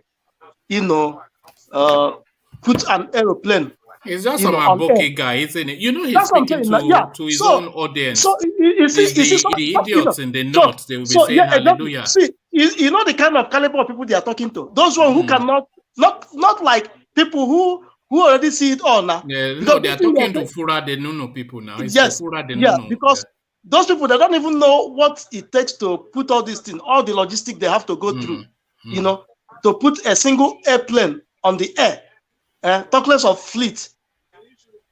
So, I mean, This same guy said the same thing in 2018. He even did some media something showing colors, and that faded away very quickly. A lot of money he budgeted for it, nothing to show for the money. They built some airport hangar in Murtala Airport that didn't make the list in the international space when they were auditing fit for purpose. It's just a joke now, that guy. You know, but then of course he's not singularly a joke. The whole structure is just a joke. But a tragic comedy rather than a laughing comedy. It's just a tragedy. Look, currently, many of the airlines that are international airlines that comes to Nigeria, many of them are threatening to stop coming to Nigeria because they don't get remittance of their money. You know, Nigeria is not making enough forex, and the little they make, they squander it. The little they make from the people that are, travelers that paid in dollars and for to fly by all these international airlines and their services in Nigeria. Nigeria doesn't remit money on time to them. Money that already been paid for their services. They will not remit the money on them. That is why you see, what is the name of that Brandon? That Richard Branson. Richard Branson. What's the name of the airline that he partnered with Nigeria? Virgin Nigeria. Virgin Nigeria. He was frustrated, and that guy, as at the time, is stopped operating in Nigeria. He calls Nigeria. He said he will never look back at that country to do anything there, because it's a corruption galore country that there's nothing. What did that American say when he got to the airport? I tried to get him on, but he said he was too busy. Who?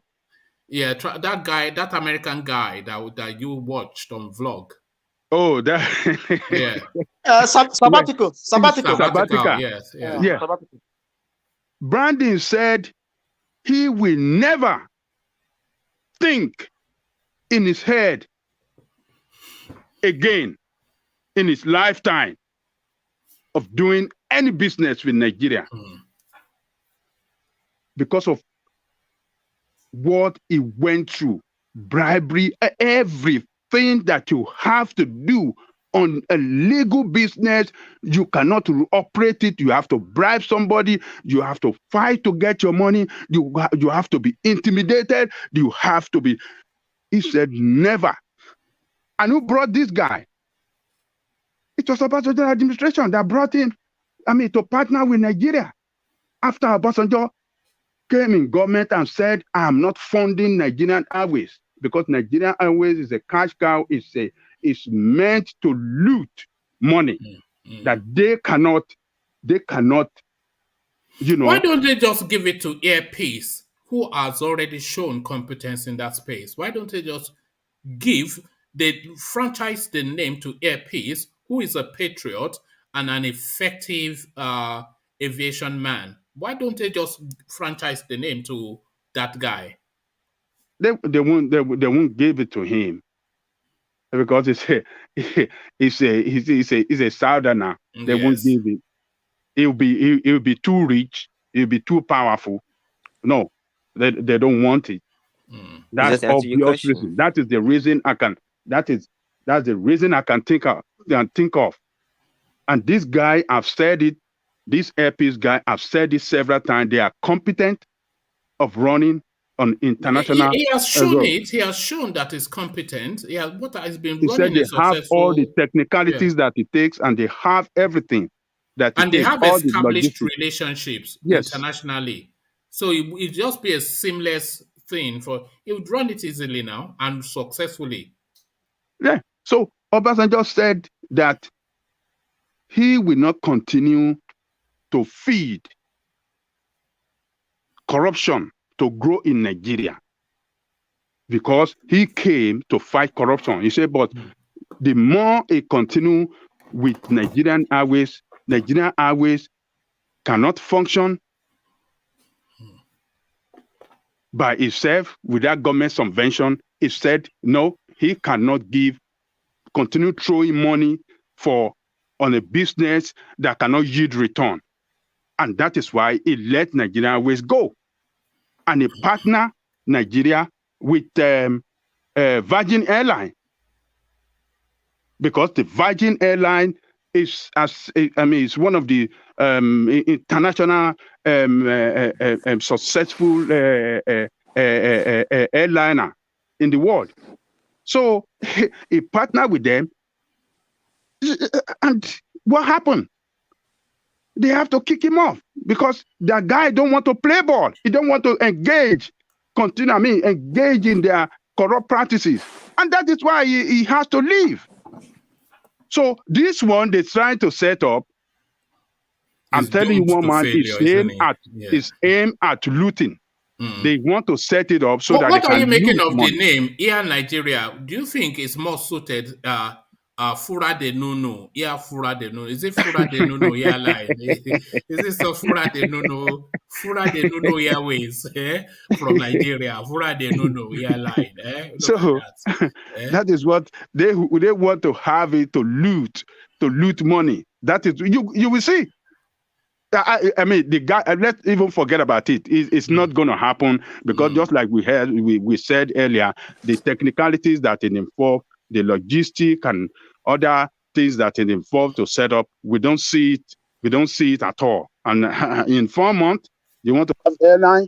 It's not doable. All right, Charles, you wanted to come in? Yeah, the reason Nigeria can create, Nigeria needs to have a system, aviation system where in case the plane breaks, they should fix it. When plane breaks, they have to fly around the world just to fix the plane. That's sad. That's why another country just to fix the plane. Why did you fix in Nigeria? That's what we have in Australia, Nigeria. They don't last over 2 years. They don't last long because they have to keep fixing the plane abroad, and it costs them money. It's pointless. Once upon a time, the local airport in Ikeja, there was a part of it that was dedicated to fixing airlines, both in Nigeria and in the West African sub-region. So that should be the hub, because there should be a hub in the West African space where airlines can be fixed, not tow it to Germany. But there we are. Yeah, it might be. I think Africa need more competition. How can it be the only airline in Africa doing good? That's sad. There should be more competition. All right, I agree with you, Charles. So, Adanle Koko, let me move you on to this spot. Then we were discussing it just earlier today. So they are putting figures to it now: 250 billion per month. That is 250 billion per month. That is how much they are alleging. Look at that. What has Razak done now, Adanle Koko? Okay. I thought I'd seen myself. Tell him to bring 2 bottles so Adanle Koko, so that we can all share it together. Okay. Let me tell you, one man. Corruption will never stop. Corruption will never stop. And what that woman was saying is just a bunch of nonsense. Is that figure not staggering, Adanle Koko? 250 billion naira per month. It's just this is how much they are scamming. 250 per month. Look, one man, if you listen to that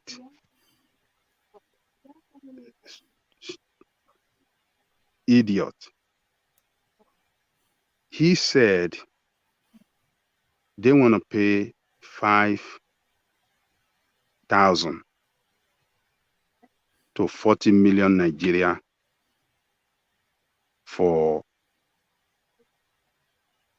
6 period to of 12, 6 to 6 to 12 months. 12 months. Yeah. Let us base it on 12 months. We base it on 12 months.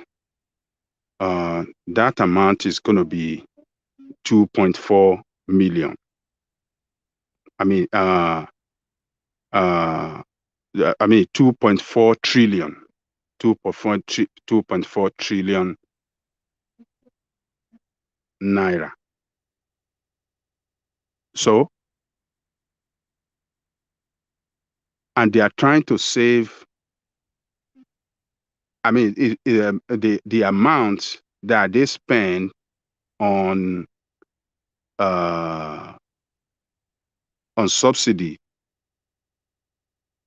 currently is 2.5 trillion naira. One man, you said you want to save 2.5 trillion naira, but on the other side, you want to pay out 2.4 trillion naira. What sense does that make? You know what they call that colloquially, Ajanle Koko? They call it voodoo economics. So it's voodoo. But then, of course, when you call somebody and say, nah, but man, then you know it's just some yam something that you call more. It's just yam, isn't it? What sense does that make, woman? Absolutely none. So, what does that tell you that they want to do? To me, it tells me that they are not saving any money. What they want to do is to stop that 2.5 trillion they are giving to marketer as subsidy and take that money and put it in their own pocket, in their own. No, that's a war chest. What they're Yes. building is a war chest for 2023. We saw it already with Oshibanjo. Oh, okay. So they Okay. prepare to see Oshibanjo in the markets again, but this time it's half price, not that. Oshibanjo prepare to see Oshibanjo in the markets again. This time handing out 5,000 naira to 5,000. So look. Yeah? that is an established fact right there. They are trying to stop that money from going to marketers, and they want to pocket it, John, like you said, getting it ready for 2023. That is number one. Number two is that what is 5,000 naira? What is it that 5,000 naira will do? How much is that in dollars? Dollars is about 500. It's 500 to a naira, isn't it? 500 it's, to a it's 50 cent. 50 cent. Is it 50 cent? No. It'll be $10. That's going to be $10. Yeah. $10.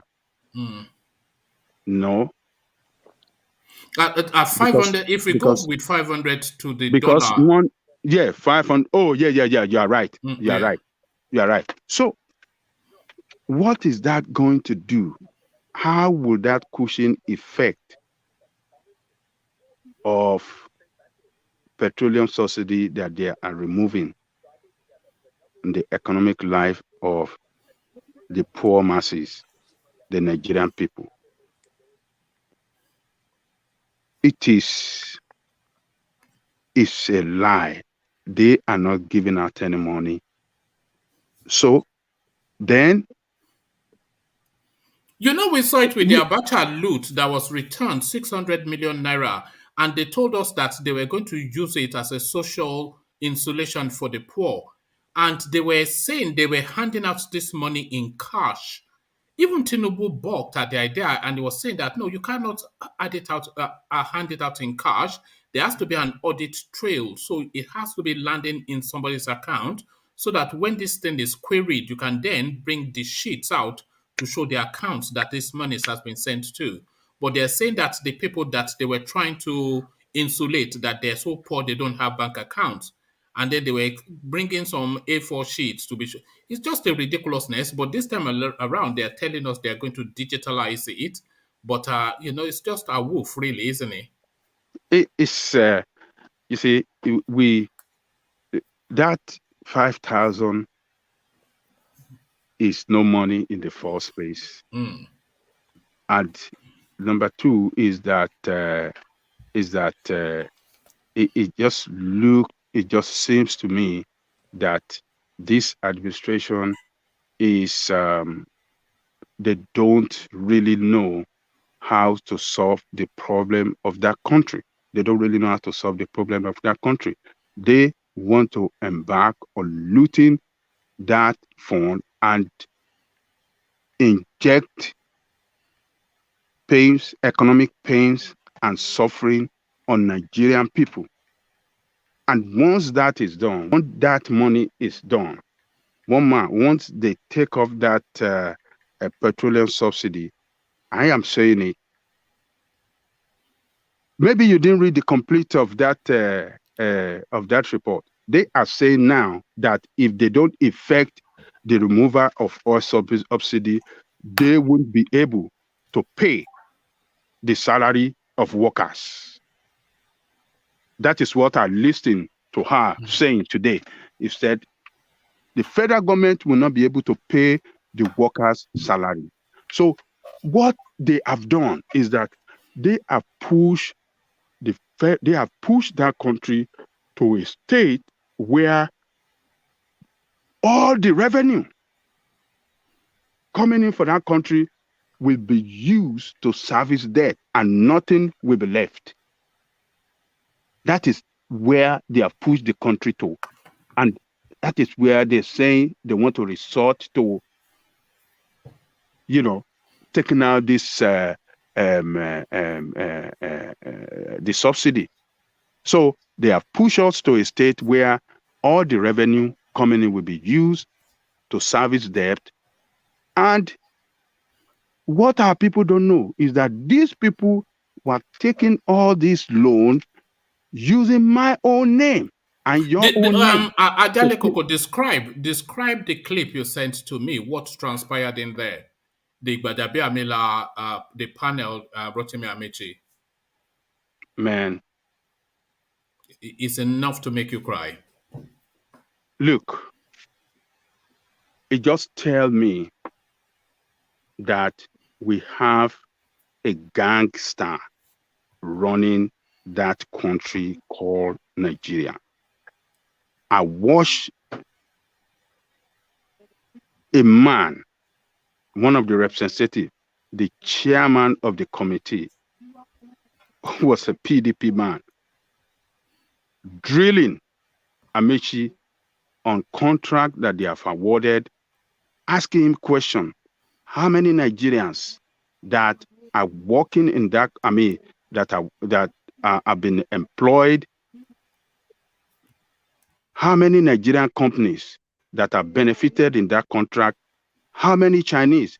Amechi was able to submit the name of Chinese. He got the list of Chinese names that are working on the contract. Where is Nigerian names? He said he doesn't have it on him. He said we'll bring it the next day. So that man continued to drill Amechi until Amechi was so unsettled. He was unsettled. He was unsettled. He was restless. He was angry. He was frightened. Angry just for asking a hard question from him on how did you people spend so much money? I'm going to send the link in the comment section for people to go and watch it. It was quite revealing stuff. The guy was saying that the documents that he has was that Amechi had signed loans with China to the tune of 33 billion naira. This is what the guy was saying. which is eye-popping enough. But what the guy went on to say was that they signed those loans without any guarantees or assurances or any insulation to the Nigerian state. So effectively, they just signed a blank sheet for the Chinese to put in whatever it is that they want to put in there.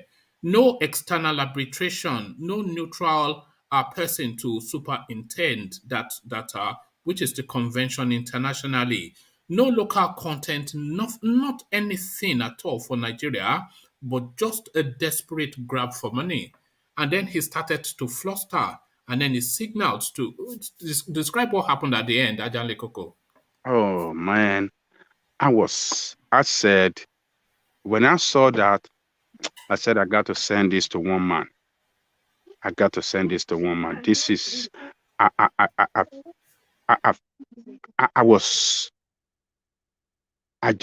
it just gave me that conclusion that that nation is being run by gangster. Gbagami Amila came in, stopped that proceeding. The false statement he made, he told that chairman, he made it, he said, what is going on here? And asked that guy to vacate that seat. That guy vacated the seat and said there have to be break. And Gbagami Amila interrupted an interrogation. I mean, not interrogation. Let's say drilling of Amaechi over the way contract was awarded, over the way they've been run. They are running the contract and everything. Gbagami Amila, a Yoruba man, this damn Yoruba idiot that you have as your leader. The chairman of the committee, he asked Amaechi that, are you supervising this work that is being drawn by these Chinese people? He said, Amaechi said, it's not my job. It's not your job, the Minister of Transport, to supervise contractors that you have brought into the country to carry out a key billions of dollars. You say it's not my job. That maybe you can send engineers to my. He was even mocking the guy to send engineers to him. I've never seen anything. Anyway, and the contract is signed. We are doomed anyway.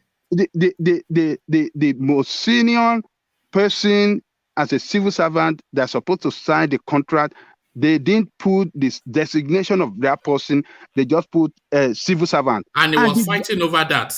And he was fighting over that. The guy said, who is that person that is civil servant? Amaechi said, yeah, somebody can be just a civil servant. So a messenger can as well sign contract.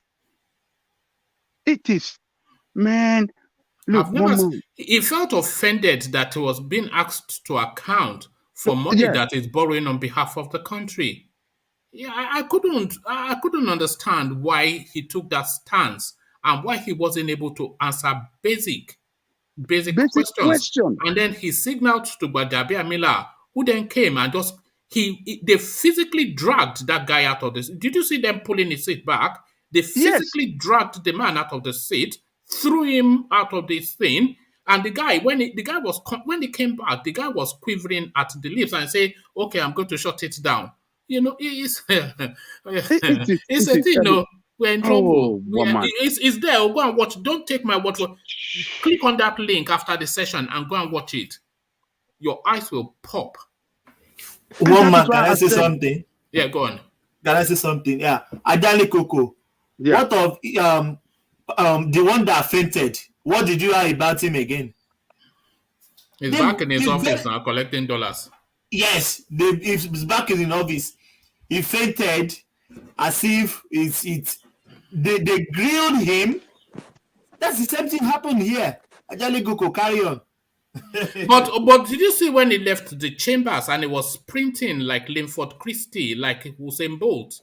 The guy that they were putting. Somebody wanted to give him mouth to mouth, or when he fainted, and as soon as he left the chambers, it was like Mike Tyson, fully Yes, gallivanting. You know, But Thomas, how can a governor's son own a $1.2 billion car? That's sad. A governor's son own a $1 million car in Nigeria. That's shameful. When people yes, no, suffer. that was That's a not different right. story. But back to you, Ajanle Koko. Just round off that space for us. So, Gbajabiamila just showed to me that he is a criminal, and this is a video that Nigerians should watch and take to the street all over the federation. Because what Gbajabiamila did there was to cover up corruption, was to enable, is an enabler of corruption. He will never stand against corruption. It tells me clearly. But that tells you that it's been cut a slice now. He has been cut a slice. And that is why they continue to rubber stamp, to approve every loan request that comes to that chamber in conjunction with that Senate president every time, to the extent that the country it has been put into a debt trap. That country is in a debt trap. And possibly this is what is going to kill that country. It is going to, I want them. Look, one man, I want these people to execute that removal of subsidy. They should remove it. Let them inflict pain economically on the people, pains that we never seen before. Maybe that will bring people to their senses, and they will now take a position of sentencing these people to the great beyond. This removal of oil subsidy will sentence this administration to death. I know that for sure. That is what is going to happen. Because, steady down. Look, it is going to it's going to inflict serious pain that people never seen in the history of that country. All over. There's no section of that country, of that economy, that will not be affected. That will not be affected in a huge way. Every sector of the economy will be hit. Rich, middle, middle class, and the working class, and the poor people. Everybody will be affected seriously. And maybe that will be the end. That will usher in what we want. It will break up, and different nations will emerge, and everybody will go his own way. It's sad. And this is why I keep telling you, woman and other people, that all these Yoruba people and all the rest that you see, this permutation that some of us make, Tinubu is going to do this. No, they can't do anything. They are part of this criminality. They are part of the system that destroy everything that country sit on, everything that drives that country. They have destroyed it. The unity have been destroyed. The economy have been destroyed. The political existence, everything, they have destroyed it. What you just see, it just korofo. It's just like having something fake. You just see something fake there. It's not real. That is what you see, the way Nigeria is run. Everything is gone. Everything is gone. They don't have nothing. And they will loot it and loot it dry. And it's so unfortunate that poor masses in that country will smell pepper. I'm telling you, let them remove it. Let's see what's going to happen. Yeah, we'll see. But they've tried it quite a few times and they've balked. But I think this time they will do it, because they know that they are out. And they know that they're out, but also this guy now at the 11th hour, he's saying he wants to create an airline. So that just tells you that it's just he's preparing his loot for exit. So he's preparing his loot for exit. They, That's all. they, They renewed him. So he's been the aviation minister all the way through the 6 years. So why suddenly is it now at the 11th hour of the administration that the idea suddenly dawns on him that the country needs an airline? It's just it's preparing his retirement package, isn't he? retirement package. They are all on looting spree. That is what is going on. So the petroleum subsidy they will loot that money. They will loot it. It's just to loot everything to the ground. That is what I mean. There's no way that I don't see any way that country will survive this, because look what they have done in the past. The currency have not gone bad like this.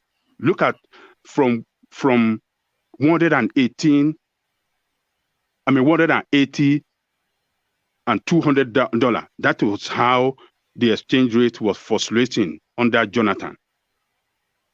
Look at how fast he has gone down in 6 years under this administration, from $200 to like 500 plus. To 500 plus. You see what I'm talking? So when this subsidy is removed, definitely it's going to affect the currency will be further devaluated, and that will put poor masses, put them in a state of, they won't have that power to purchase anything. The purchasing power of Nigerians will be killed completely. And when purchasing power is killed, what is going to happen to the economy? Investors will not going to come in, because there's nobody that will come in to make, you cannot make money, because that economy will become a toxic economy. It will become an economy that is anti-business, economy that you cannot come in and make money. No, there's no genuine business that you want to do in such an economy that you make, because the people in that economy does not have purchasing power. So how can you run a business in an economy where people are extremely poor? You can't. And the crime rate will increase, insecurity will go to the roof. How can you go and set up business in a place that is not secured? You can't. Everything. It's going to affect so many things. The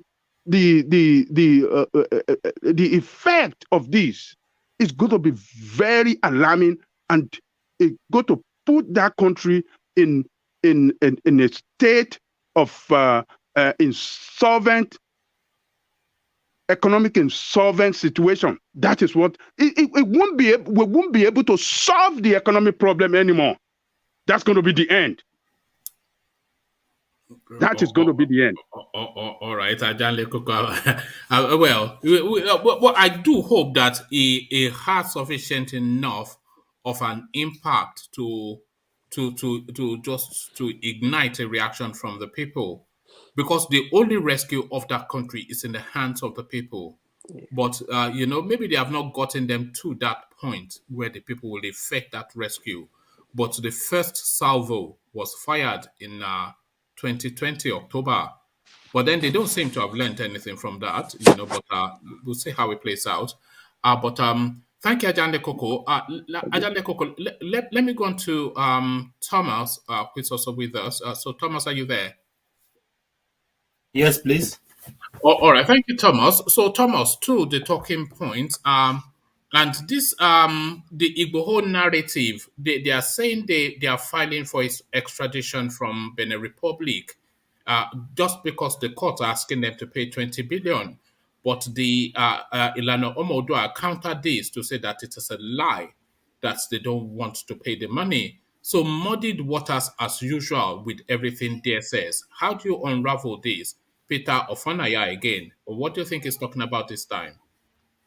One man. I've said earlier on before, some months ago when we debate on this, I said federal government, they're not going to pay this money. They are not going to pay this money. 20 billion naira is a big money, my brother. Is a huge amount. I don't know, even let me play the devil's advocate here. I don't know, maybe what they spoil in Igboho's house, it doesn't amount to that amount. It's a big sum of amount. Then last time we are talking about political solution to Igboho and Kano's issue. I said Igboho, we embrace the political solution, because I think the man doesn't want much wahala with Nigerian government. But extraditing him back from Cotonou, there's nothing that cannot happen. No, it can happen, because Nigerian government can do anything to get anybody they want to get. Just imagine traveling from your own country across board, traveling to Kenya to arrest somebody, to kidnap somebody back to your country. Woman, that is not small joke. Oh. It will cost them big amounts of money. I know Kanu, when they extradite rendition him from Kenya, they're not going to put him in a public transport. No, they will hire a private jet that we took him, and the security entourage from Nigeria will be there to take this man back. They will spend more. Even Kenya government cannot say they will not get some of money from Nigerian government to rendition this man back to Nigeria. So don't trust Benin Republic for anything. People are saying Benin Republic, they are following France, this thing. They will do the truth. They will do the needful. Don't trust anybody when it comes about money. Everybody has their own price. I think Burutai, that's essentially why it's in Benin Republic, to negotiate that price. To perfect the everything. Benin Republic can be buy, but everybody has their own price. If Nigeria decide today to open Benin Republic border to Nigeria to Benin and exchange of Igbo, do you tell me Benin Republic will not release him? They may release him to Nigerian government. And I don't know what Benin Republic is still holding this mountain now. Some people said its case in Benin Republic is not linked to Nigerian government, which we can't ascertain that, because Benin Republic hasn't laid any a tangible accusation against this man. Why are they holding him? They said when he got into Benin Republic, he met with some criminal people. That's where they are holding him. They are not even holding him for crossing border. So many people cross border when they want to kill. Dele Momodu give his own testimony how he passed through Benin Republic, go to Lome, go to Ghana, and fly to the Europe. So everybody cross border every time. And even we are in what they call it, the ECOWAS. And you can cross border. So far you have your paper. Even people doesn't have paper, they cross border. So, but thinking of Nigeria cannot go to extreme to extradite this man back to the country. Don't let us deceive ourselves. It can happen. It can really happen. They can go extra mile to do that. And this money they are talking about, I have said it earlier on before, some weeks ago. Nigerian government is not ready to pay this money. is a huge sum of amount. It is just a real shame because it now tells us that they don't have anything to enforce these things. That's what we are seeing now. So they don't have anything to enforce these things. So So the court one man, judgment just useless. Yeah. so why are we going to court? No, To but seek that's the thing, justice. Yeah, I said earlier on, Omidino Babasuwe, Nigerian government courts told Nigerian NDLEA, what they call themselves, to pay this man, I think 20 million or 25 million. They didn't pay this man. The man died 2 days ago. The lawyer that filed his case died some days to after the court judgment, and that is just it. The case just buried like that. So why are we going to court? As you rightly said before, if court is the last hope of poor masses or common men, then if court effect a judgment, it's not being carried out. Court said Nigerians should release exactly. They hold him in captivity for years. Years. Dasuki as well. Dasuki as well. They hold him in captivity for years. Courts grant Shore bail. They hold him in captivity for some months before they release him. So what is the hope? There is no hope. No hope for common man, one man. No hope at all. Okay, and what are you making of this Fura de Nuno Airways that the Fulani Sarika is proposing at the 11th hour of their regime? What are you making of this? Now, is it a nonsense or is it something much needed? One man, it is nonsensical. It's just nonsense. You started 6 years. You spent 6 years going to 7 years now. You are not doing anything about that. Now, 99.9 hours to go. You are now talking about Nigerian ways. I said before, one person, earpiece is controlling airline that Nigeria successfully. Do you tell me one person, one individual is powerful than a government? He just bought some plane some months ago, new aircraft, and he's doing his business successfully. One person, one individual, Dangote, is planting what they call it, refinery in same than Nigeria. And this man, he will be successful. He will be refining fuel in that Nigeria. Dangote he will be rich than Nigeria when that what they call it, the refinery finished working. He will be rich than some country in the West Africa, in Africa. One man, one individual is planting a refinery, and a whole government with their might, with their power, the first in Africa, the powerful in Africa, the giant of Africa, the lion of Africa, can set up one refinery that will be working perfectly. The ones that we have right now is producing 100,000 barrels per day. Is it 100,000 barrels per day that will meet the needs of Nigerians? Almost 250 million people, 230 million people. It's just ridiculous. Just ridiculous. Sometimes ago, I saw Nigerian Airways airplane abandoned somewhere, decaying, and I was shaking my head like this.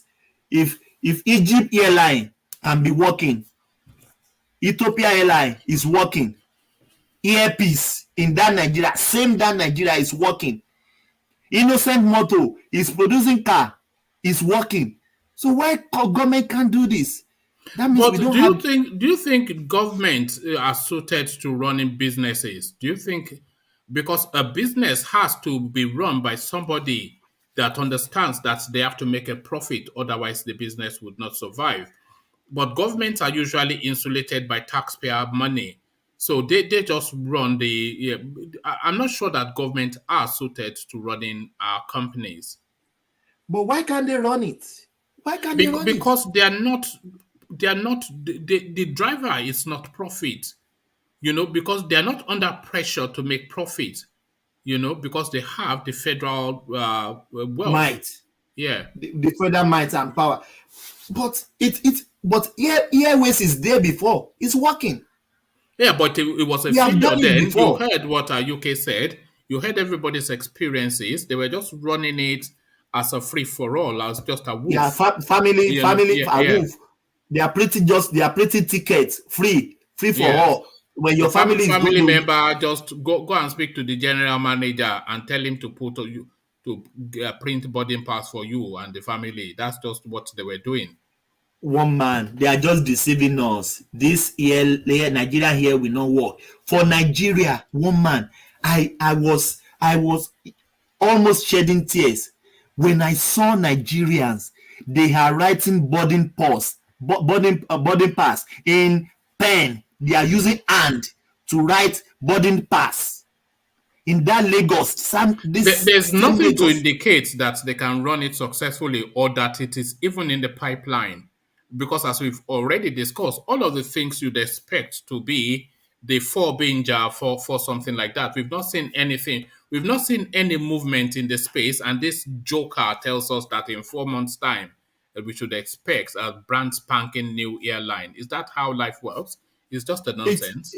No, it doesn't work like that. They have to contact all the country where your flight is going to be. You have to contact them. You have to make business with them. There are many things to this thing. It's not just thing of the mouth or I will do it today. So Nigeria, they are writing boarding pass with hand, with biro, boarding pass with biro in that same Nigerian Lagos airport. It's very ridiculous. So anybody can bring boarding pass from anywhere and write it with his own hand and board a flight. It's so ridiculous. Boarding pass with hand, with pen. Can I interject, please? Yes. Engineer, please come in. Come on, I don't know. Well, what we need to understand, the country is blessed. Or it's just the caucus, the people who are in charge. They are the people abusing the system. And it's unfortunate that the way the country is now is who you know. You understand? And that's why if you look at the definition of godfatherism, it started from the leaders. So if we have godfatherism at the top, come to think about the middle class and the lower class. You understand? It's unfortunate that Nigeria, we use, just like you said, biro to write boarding pass. That's the most ridiculous thing. Once upon a time, a giant of Africa, and up to date with the money that country has, is unfair and it's very sad. Nigerian is time 4 of England, United Kingdom. United Kingdom is a small island, but imagine times 4 of UK is Nigeria. So what are you saying, my brother? These people are just there from godfatherism, the higher people, down to the middle class and down to the lower class. My mate just visited, he relocates from Nigeria to UK here. His experience living that country alone is barbaric. He clearly said it. They wanted him to pay for 3 bags, which is 75,000 naira. He has to call the manager. The manager came because he has kids. The manager came, she said, just pay for 1 bag. But look at how the level of the wickedness these people they are. They end up, they knew the manager, she left, she went to do another thing, and he has no access to go and see the manager. They said if he didn't pay that money, he will miss his flight.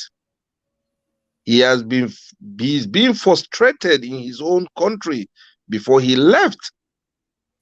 He nearly cried. If the home manager who said pay for one luggage, and these evil people in that airport, they said if you can't pay for 3 bags, you miss your flight, and they don't care. So what does that tell you? And if you miss your flight, you miss it. Nobody's going to refund you. Yeah, you're going to buy another ticket. That's it. You know, that is the calculation that people make, engineer. When they say they have you by the balls, that is what they mean. When they say somebody has you by the balls, you don't have a choice but to pay that money. Because if you don't pay that money, you lose that ticket for that flight. You buy another ticket, you have to pay whatever. Then accommodation comes into play. The consequences of you not returning, you have to phone your bosses that this leave now you are extending it by another week. So they have you. You know, they really have you. They caught you at that moment. What a wicked humans. You know, and they know they've caught you. You know. And you are looking at your watch. You are looking at. You have to run for the gate. You have to. You will pay. You will pay that money. You know. You will cost. So you will cost for the whole month. You will remember. You will wake you up at night. You will traumatize your life. Exactly. He slept for 2 days before he wake up. He slept for 2 days. He said, "What kind of evil country are we in now? Are we living?" You're leaving, they forced you. A home manager, she came down. She said, just pay for one luggage. They were there. They knew she left. And what would they do? Back to their queue. He has to pay. You know, let me give you an example of when I was leaving the airport in Lagos. It was me and my wife.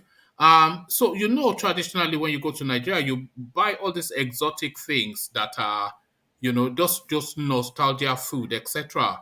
So this guy then came to us. He said, have you got this tout first came to us as we got to the airport, offering to help us with our bags. I was going to dismiss him, but then we had so many bags. I thought, okay, you know, I just let him. But I was going to, you know, close monitoring. So I was doing that. And then this chap then came up to us in uniform and said, what do you have? He said, do you have food items in there? He said, yes, we have food items in there. So he's saying that we'll either have to abandon those food items.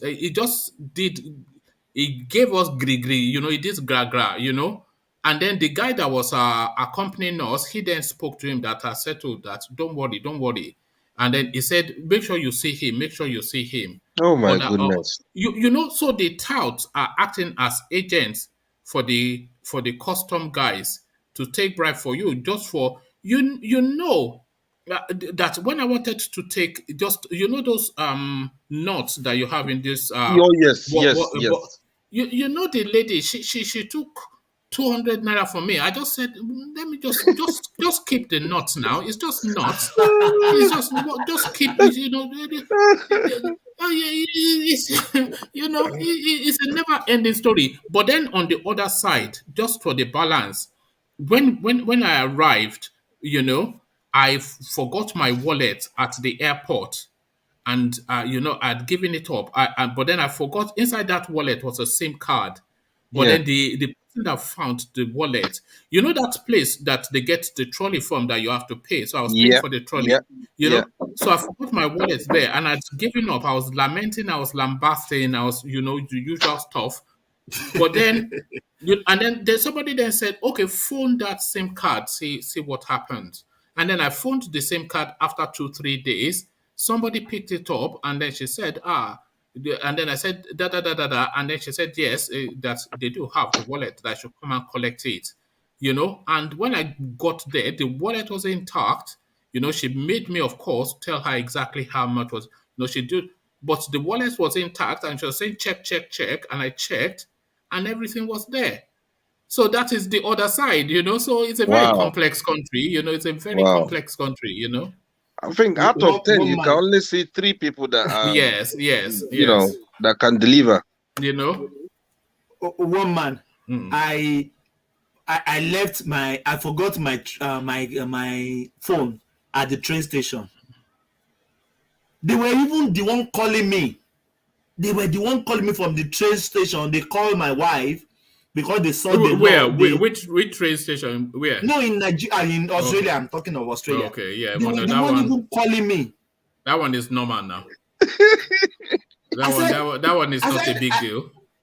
No, like no. When I'm coming, where I'm coming from, you can't lose the phone and find it. What are they going to do with your Samsung phone, Thomas? Yeah. Is it not Samsung? Is it Samsung? If it's an Samsung, iPhone, yeah. Look at that. Go and try Ajekule to Muji. Yes. They will return it. They don't care because things here it doesn't matter to them. They are too trustworthy. Somebody will give you something. They'll say, "Go and come back. You can come and pay later. Maybe my wallet is not here." Very trustworthy people. But my country, oh my goodness. But you have to understand that it's a wealthy and a comfortable country. So those low-level things, they don't. There's no need for it. There's no need for it. There's no need for it. No. I that time I just arrived in Australia. I haven't now. My lifestyle is if you lose your hand, Lagos say they'll just cut your hand off. You will not even find it. Picking pockets. Then the phone. I got to the train station. They give it to me. They said check. Do we do? They are even telling me we did not damage it. Check, maybe it's intact. Somebody tell me if I said it's damaged, they will pay for it. The insurance will pay for it. If I said it's damaged, something that I lost myself, if I complain the phone is damaged, the train station insurance will pay for the phone. I was just laughing and I said, this is another world though. I lost something, they will even pay for it if it is damaged. One man, can I say something? Yeah, go on, UK. Yeah, when the first day I came to America, so we went to the store and buy something. After buying something, we went home. My sister said she doesn't like this. I said, why are we returning it? He said they will take it and give you your money back. That was my first cultural shock when I came to the United States. I said, for this country, and you will tell them something, they will believe you. They will believe you 100%. And man, I begin to say, when I came to America, it took me like 1 year to realize that I'm in America, because I was like daydreaming. You were still on the Nigerian hustle, Abi. No, when I wake up in the morning, I say, the only thing that make me is during the winter time, because that time I came, it was a severe winter here. That's the thing that made me to know that I'm in a different world. Because what they say like this, you see a policeman, you'll be interacting with policeman. I said, can this one happen in Nigeria, please? Police will give you direction, tell you don't, go here, go here. Your car, you will lock your car. They will come and open the car for you. You know, when I went to Nigeria, just to what you're saying, we were going to a place in Festac and we could not immediately find the place, and we're looping round. So there was a police space there, just whatever it is that they were doing. So I told the person to pull up to ask for directions, and then we pulled up and we asked for directions, and they were looking at us somewhat funny.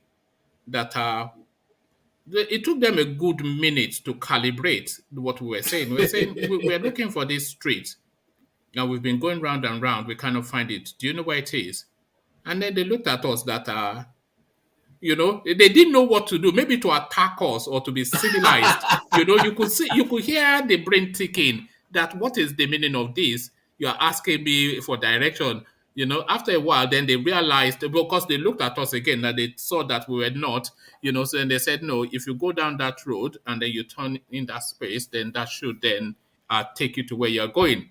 But it somewhat befuddled them that we packed up to ask them for that. But you are the local policeman now. That is part of your remit that is part of your job, One man, I said cat hung on the tree.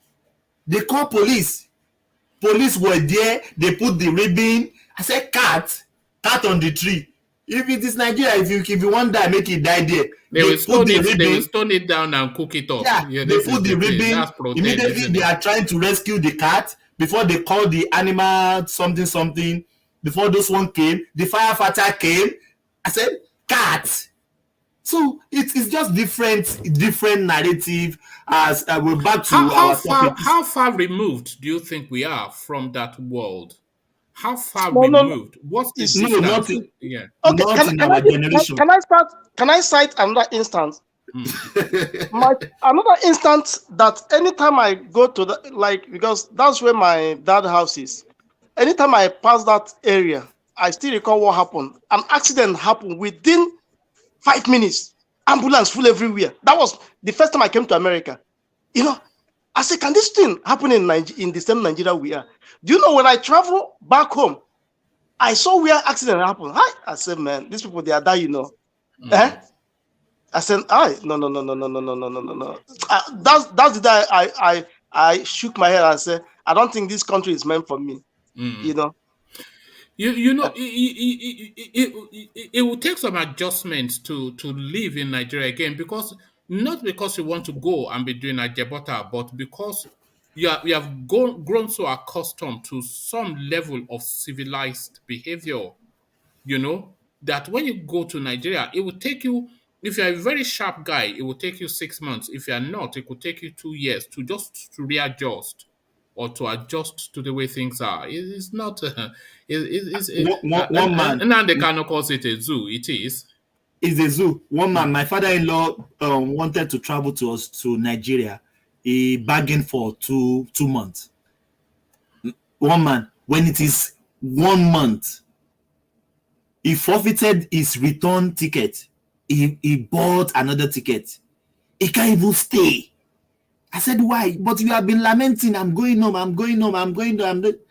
Now you said everything is just somebody that has spent 40 years and planning going home, settle down, but it's very difficult. I said, but you are shouting, I'm going. You spent 40 years out of the country. You want to go and retire in Nigeria, but you just went for just 2 months. You can't even stay for a month. He bought another ticket back.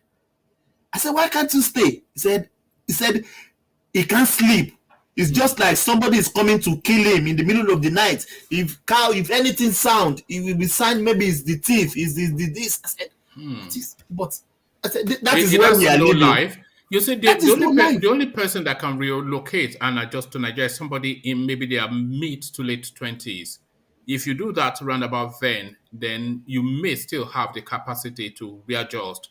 But if you're in your mid 30s, 40s onwards, then it'll just be a struggle because you're just too, anyway, I suppose it's an individual thing. But thank you, Thomas. So now the Jedi joins us from start. Is it Star Wars? Are you Obi-Wan Kenobi? What have you come as today? Is this Obi-Wan Kenobi? What's going on here, engineer? Huh? Are you dressed like a Jedi warrior? No, it's just the weather. I have to protect myself properly. This weather can't take it for granted. It's especially cold this year. Is it? Yeah. It's a special. I can't remember it being this cold, but it's especially cold this year. It's everywhere. It's everywhere, even in Australia. The cold is extreme. So, what man? How cold is it in London? Well, we don't have our measures here, but cold, No, we're expecting snow this week. Because our own is like 40. This morning it was like 42. But tomorrow is going to be Fahrenheit. Fahrenheit. Degree of Fahrenheit. Fahrenheit. Yeah. You guys, you Fahrenheit. We use degree in Australia. Yeah. What happened to all this global warming that they kept threatening just a few years ago? What global warming? It's global colding now. Trump told us it was a nonsense, and it's looking like a nonsense, But I like that man. I like Trump. Everything is so racist. Everything is said. As well. Yeah, everything is said. He will do. He did it. The racism he's doing. I like it. It's a challenge to every country presidents. They should fix their country. It's It a was too challenge. right wing. You know that American first thing that was doing, it's a very dark thing, and it was tagging especially anybody that was non-white. He wanted to whiten up the country. That's what he was trying to do, which is a very dark thing. We know one man, but like I still say, it's a challenge to every African country, every president from every country. I must be honest to you. Oh, thank you, Alexander. It's a challenge. It's a challenge because that man, he's there for his people, and he'll be there for his people. Do you think he's going to be the president again after this administration? Because of course, Biden is. If he completes his one term, then he moves on. I don't think anybody is. Yeah, I think, I would say if Trump comes in again, he will get it. Yeah, but how old will he be then? I don't think he'll be close to 80. Yeah, 80. Yeah, he will be so that might weigh he will be like 79. I think 79. No, I don't think he's coming back. He's not gonna come back. We'll see because he controls that space. He's pushing it. He's pushing coming back 2024, and people are really campaigning for him. We saw them in TV, and he's going around the world again, around the states, doing some campaign. His man is actually coming back. The only thing I like about him, the way he was taking off the bad guys now. Yeah, I mean, I will give it to him. Yeah, the bad guys, he really deal with them.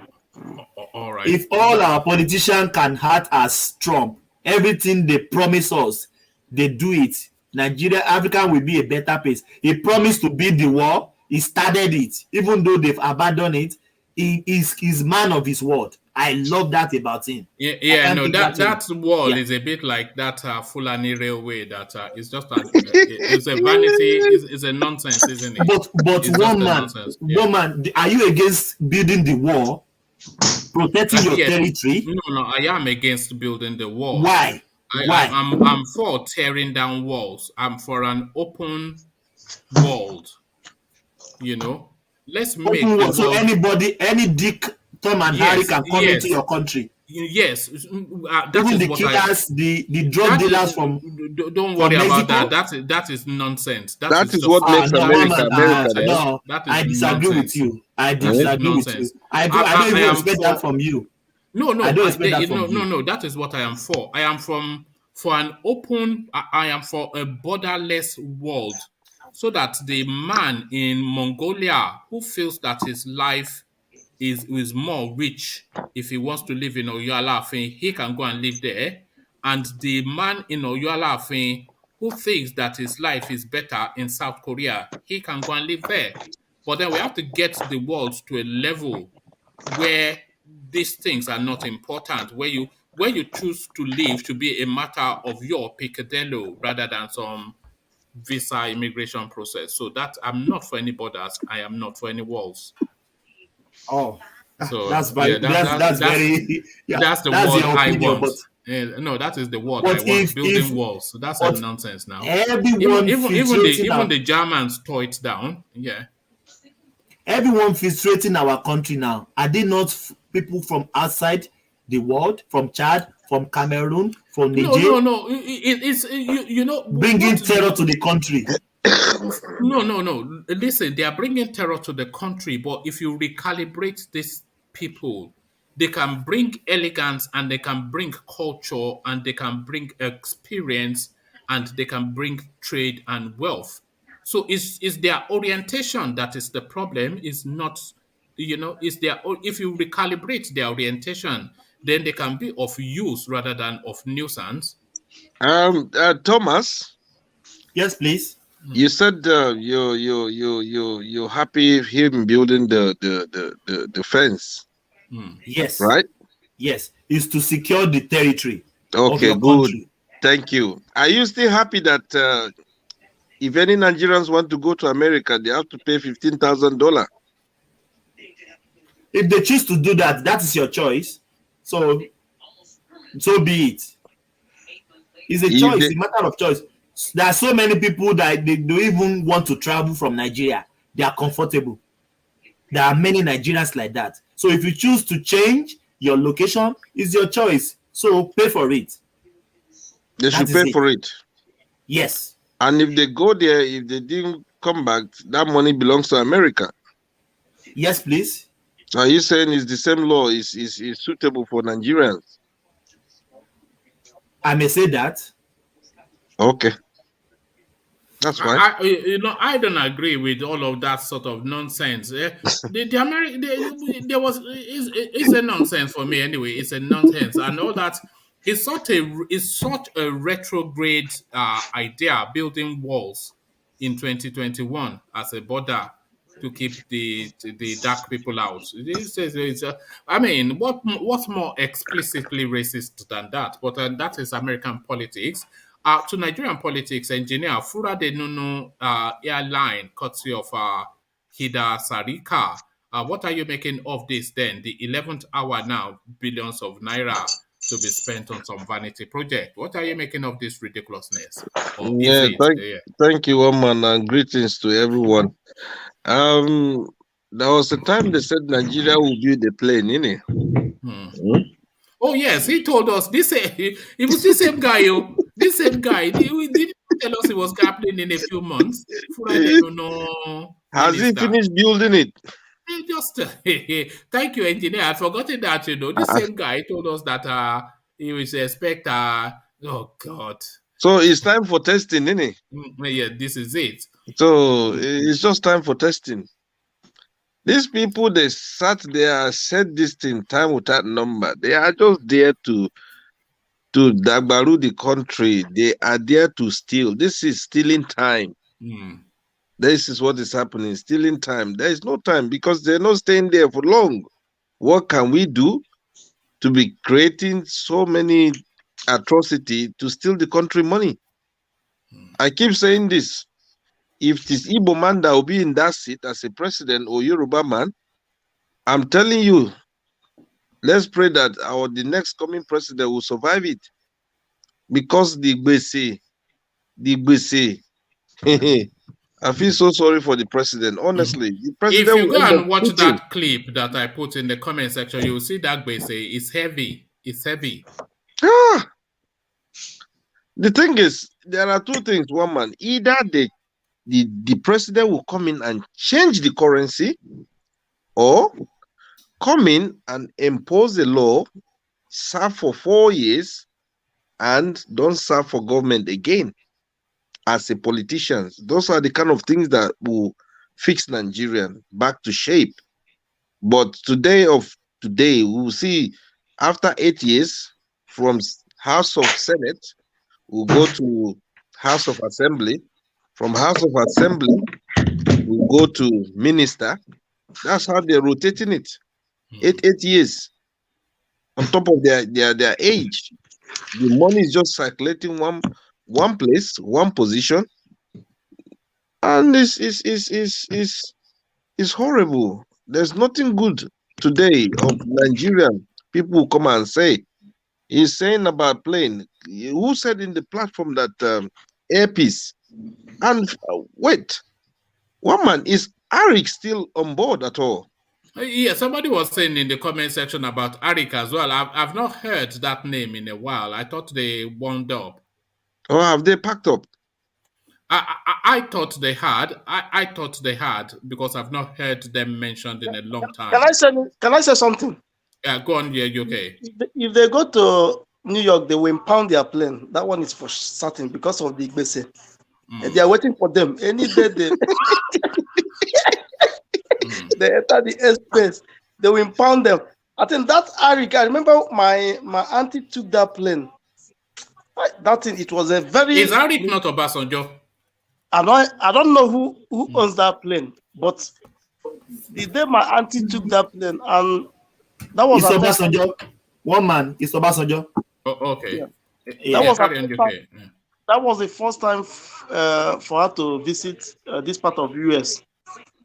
So I don't know how she make the ticket. They will go and book the ticket. I have to drive from here to New York. I said, why would they buy this kind of ticket? I mean, you're coming to US, instead of you buy the one, I mean, Dallas Airport is here, or Baltimore National, this thing is here. Why do you go and buy this? I have to drive from here, and I have to even call off a work from that day, reach. Do you know that we waited? These people, they have to come in almost midnight. I just suspended everything I was doing. I said, which can useless. Since that time, I just tell my auntie, anytime you're coming, make sure you get a very good airplane, not this one. It's just like Molue. Kabula. Yeah, just like Molue. When Arik started having issue, I think there was about a few people, they videoed it.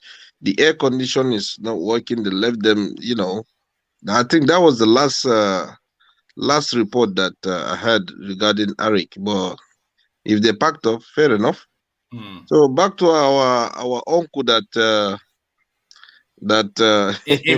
informant. So Air Nigeria. Oh my goodness me! You see, guy. I think Ajale Koko says something here. There's earpiece. Why can't they just channel everything to the man? He has the experience. He has exactly. We call ourselves Nigerians. So what is happening? But due to the fact that they know that they have limited time, they will come out and start giving unnecessary project plan how to siphon more money. This is the way of how they think. The way they are now, one man, they don't care. They really don't care. They just want to say something and they need approval. That's it. The money is gone. The money is gone. It's sad. You know the loan that they are going to take next year is going to be the biggest loan that they've taken as an administration, because that is it will be bloody. The looting, it will be bloody. Yeah. Oh God. God have mercy. But at today's space, engineer, 250 billion per month. This is what they are alleging that they are paying in fuel subsidy. And you recall, of course, during Buhari's campaign in 2014, he told us, and to quote him verbatim, that there is no such thing as fuel subsidy. It's a scam. Yes. So now 250 billion naira scam per month they are running. No.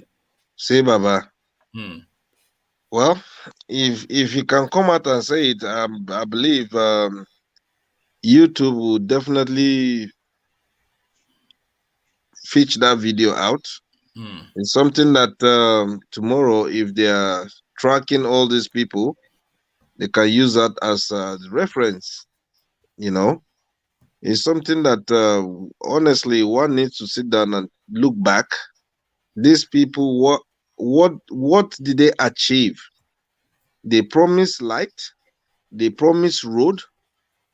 What else again? Nigerians are begging these people, just give the light and the road and water. That's it.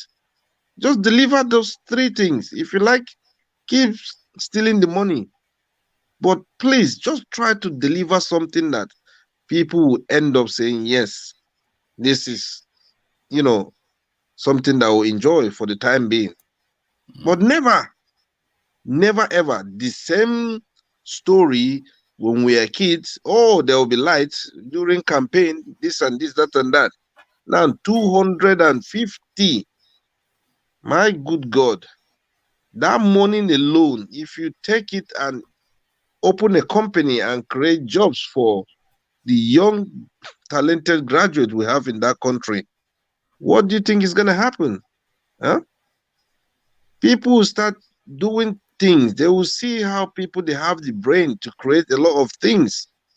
But no. Well, man, if we start talking about that country, honestly. Engineer, I want to play you something which I was just trying to grab as you were talking. So let me just see if I can grab it quickly. I've not listened to it fully myself. It's only about a couple of minutes, but it is essentially our chap speaking about this fuel subsidy just before he came into power. So let me just see if I can grab it quickly. It's only a couple of minutes, so it's not long-winded. So that's it downloading now. So let me just see. This thing usually freezes up when I try to upload something, but let's see what happens here. So this is MALLAM Buhari speaking on our fuel subsidy just before he came into power. So let's together hear what he has to say.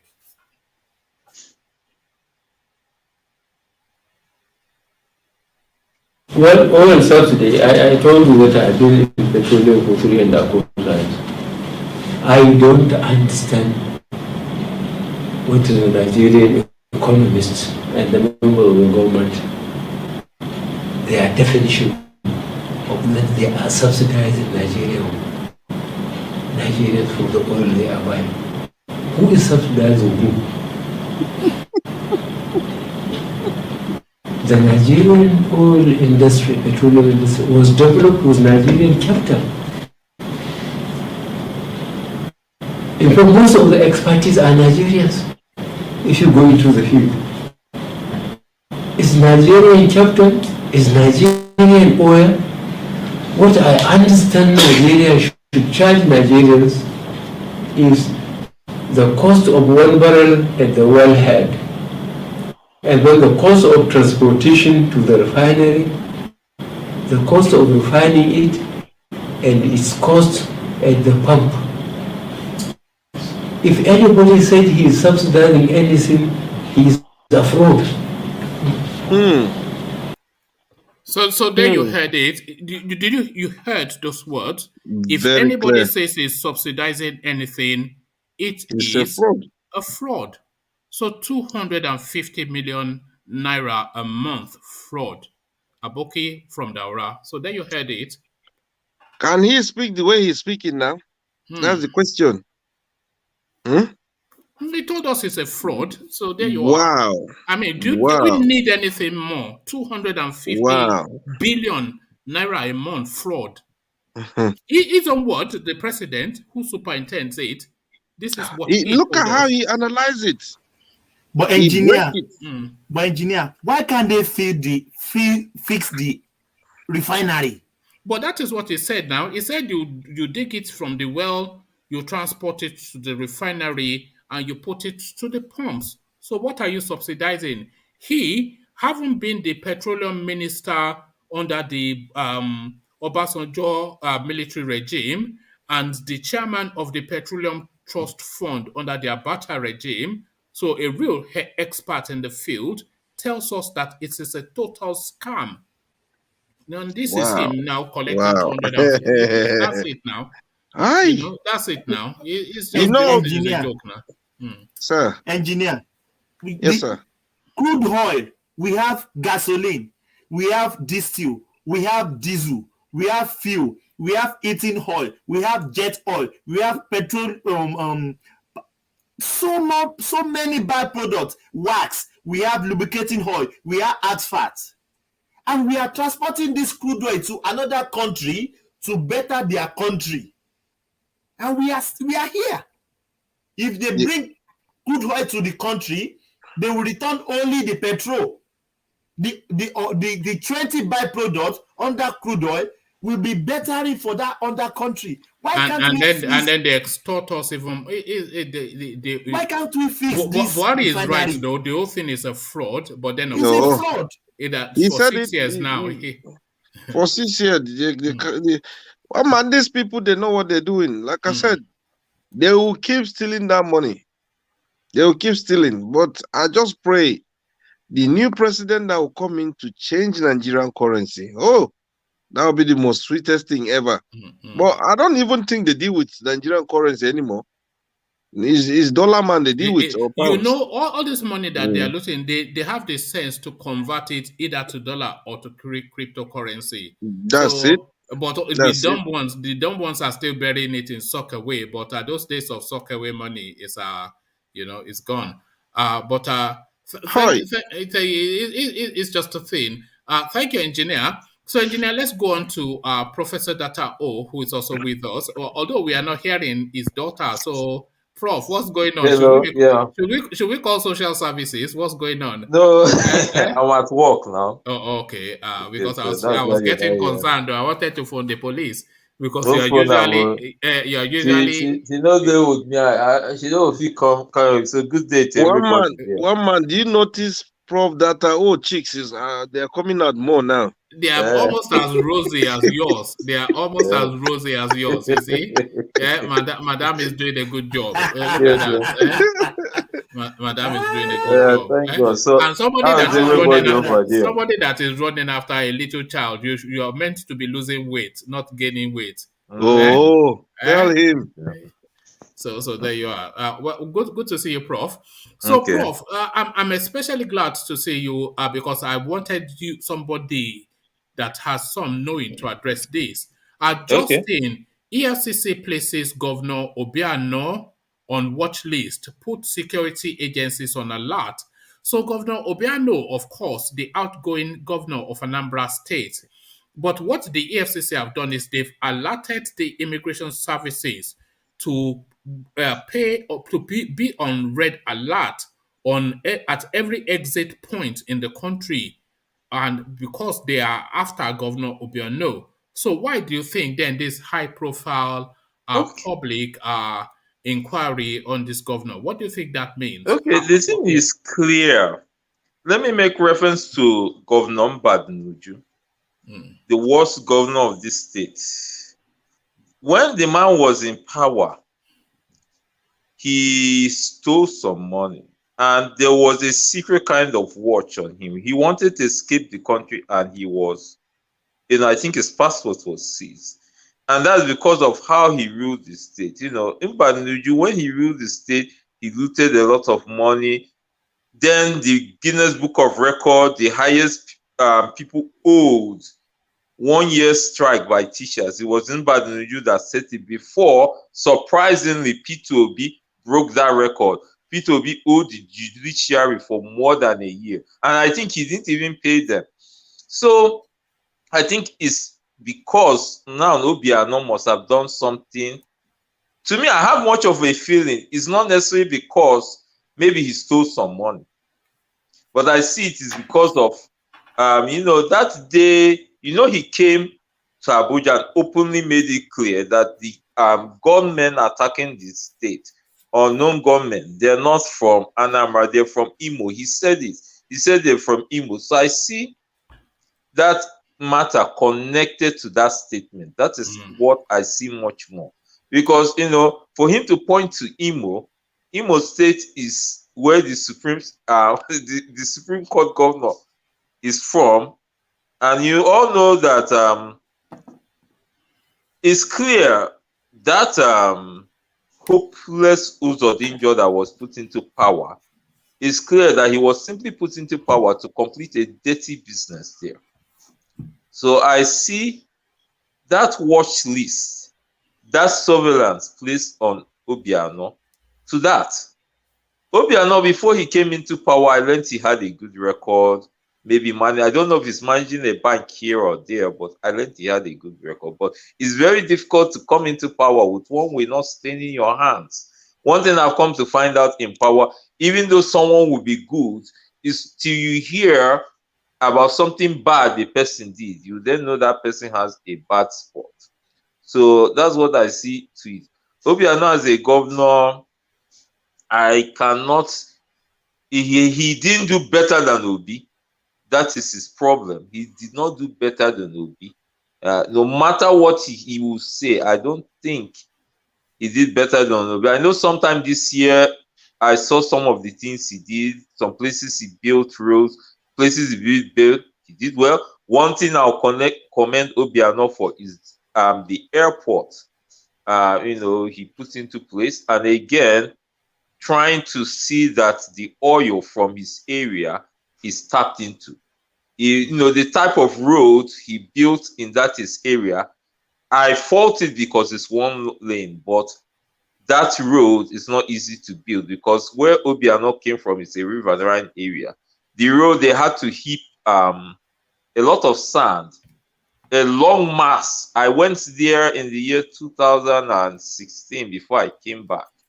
You know, someone told me I went to that area to help somebody. And where Obiano is from, there's some places you have to enter a boat to move over.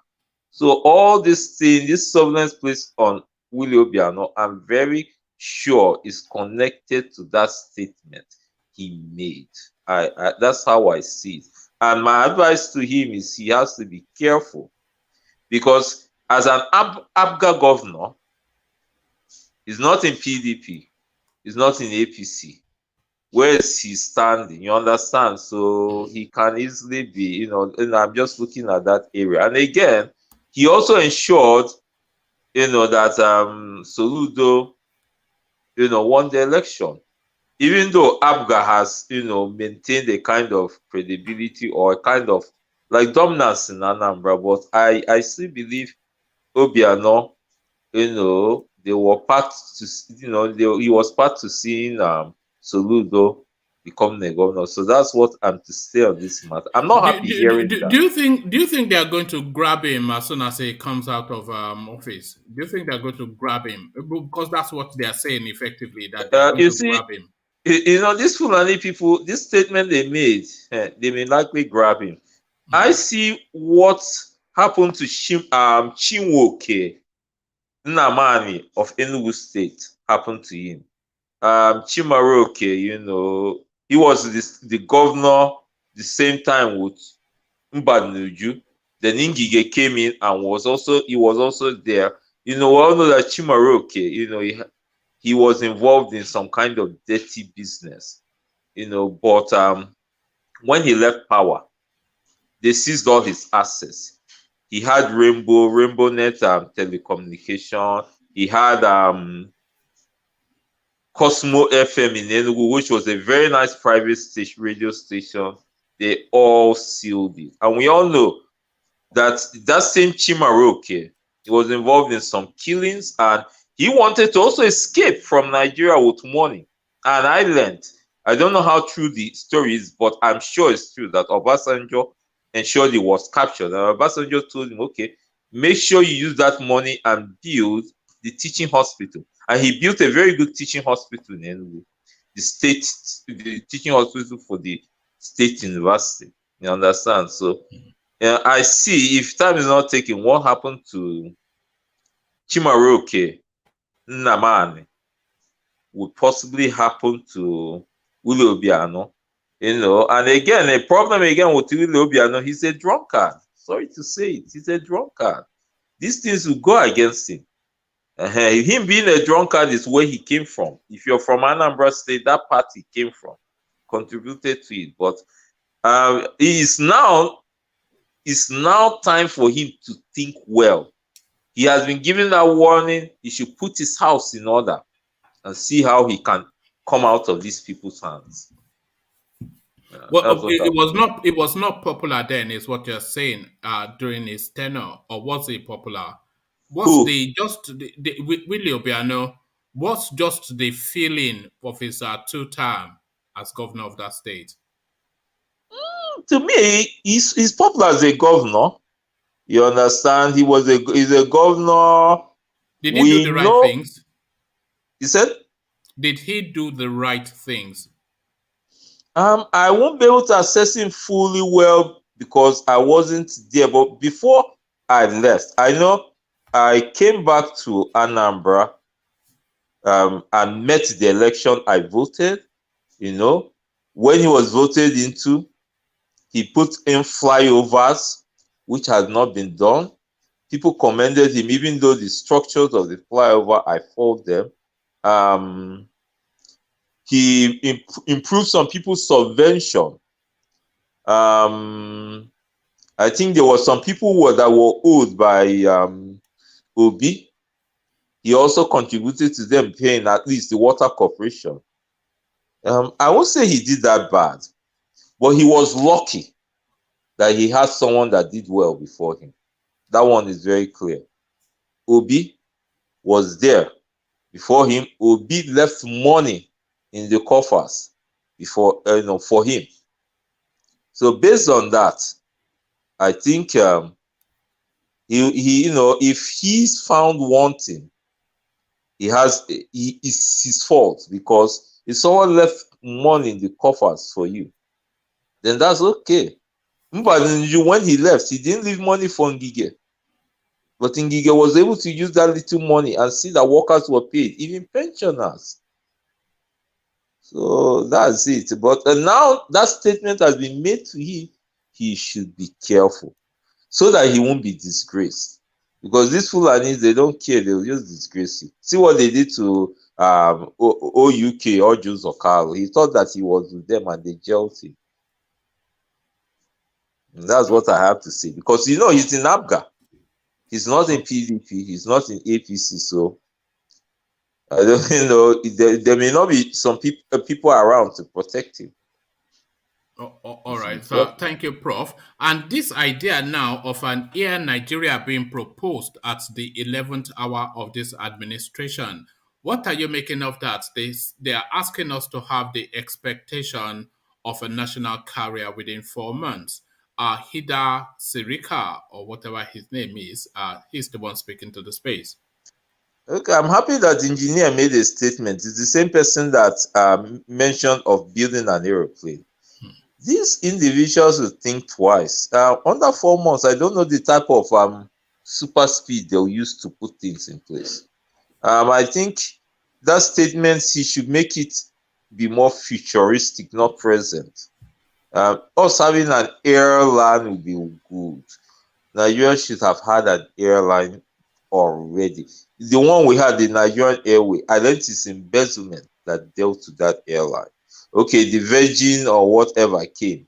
Putting these things in place is one. Managing it is another. The existence of these things surviving the test of time is another. So the statement he made, I see it as much more political. He has a reason why he made it. But under 4 months to come up with an airline, I don't believe that. Prof, sorry for me to interject. This guy, okay. This is what they will do. They will go and rent a plane and put a sticker there, and they end up saying, "Oh, they have Air Nigeria in it." Then after the rentage is due, they will return it back, and they will say, "Oh, there's an issue of the plane, blah blah blah blah." That's it. But the money has been, they know what to do with the money. I keep saying this. This is their plan. One man, Prof, and yes. Engineer, let me just shock you with this. Somebody in southwest in Nigeria, he said he wants to do a poultry. He went to rent a poultry, rent a hen on the chicken, rent everything, commission it. After commission, one day, 2 days after, the person that owned the chicken, they came, they returned the chicken, returned the poultry. This happened in one state in southwest, my brother. So you are not lying. It's possible. It's possible. They can rent like 2 or 3 planes, put the logo there. Then later they will say the plane is faulty. They've sent it back to Germany, or they send it back to Europe. Money is gone. There you are. The Nigerian way. So finally, Prof, to this removal of fuel subsidy, which Buhari himself told us is a fraud, but then it's an expensive fraud, 250 billion a month. What are you making of that? This scam that is everlasting within the Nigerian space. What are you making of it? And I I still don't understand what it means, by the way, fuel subsidy. Number one, the scam he's talking about, I know for him to say it's a scam, I'm sure he knows the people involved. Why can't he get hold of them? Why can't you see all these years this man has been involved in petroleum affairs in Nigeria? Petroleum minister, I think during Obasanjo, that a petroleum trust fund during Abacha regime. When he became president, he said he's going to be also the petroleum minister. So this man wants to tell me with all the kind of, I call it, gathered experience or growth is, growth. I use the set of word growth picked up experience, because not actually that he gained the experience, but as he was growing up in the Nigerian political arena, he fitted into these offices. And there's no way he doesn't have one kind of... Is he trying to tell me that he can't be able to impact a positive and prompt change there? I believe he can impact that, but he doesn't want to impact it because there's a way he's benefiting from that.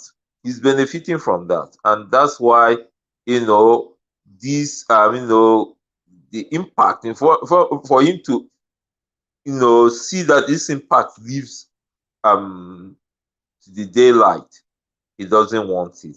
He wants the money to either enter his pocket or go to DAURA, or they use it to build railway in one part of the country, or fund their fulanization.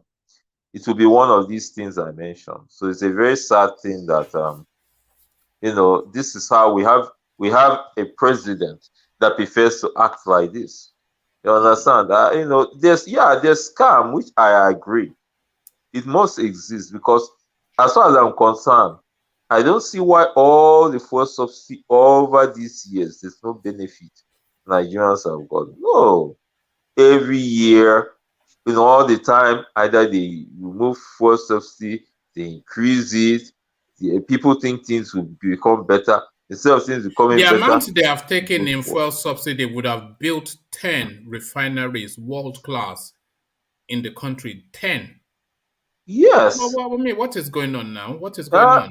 There are two things concerning this refinery. One is the people involved prefer to have their refineries outside the country and make their own money. Secondly, the aspect of international politics, as far as I'm concerned, the people that put in Buhari in power, from the foreign aspect of it, they prefer them refining that petroleum in their nation because, one, apart from capital flight, people there will have their own money. The people involved will have their own money, but people in the nation are benefiting. And again, it's high time our leaders should think wisely. Even though these things exist, why can't they still tell themselves the truth? Put up one refinery in these places. Think well, not thinking putting up a refinery in Kaduna and piping it to the crude there. Isn't there money involved in piping the crude along that pipeline? Isn't it better you refine it where it is? That's how it's supposed to do. But they just don't want to do these things. They just want to keep this nation in a corrupt condition that will suit them and have their money. It's very sad. That is what they ought to do.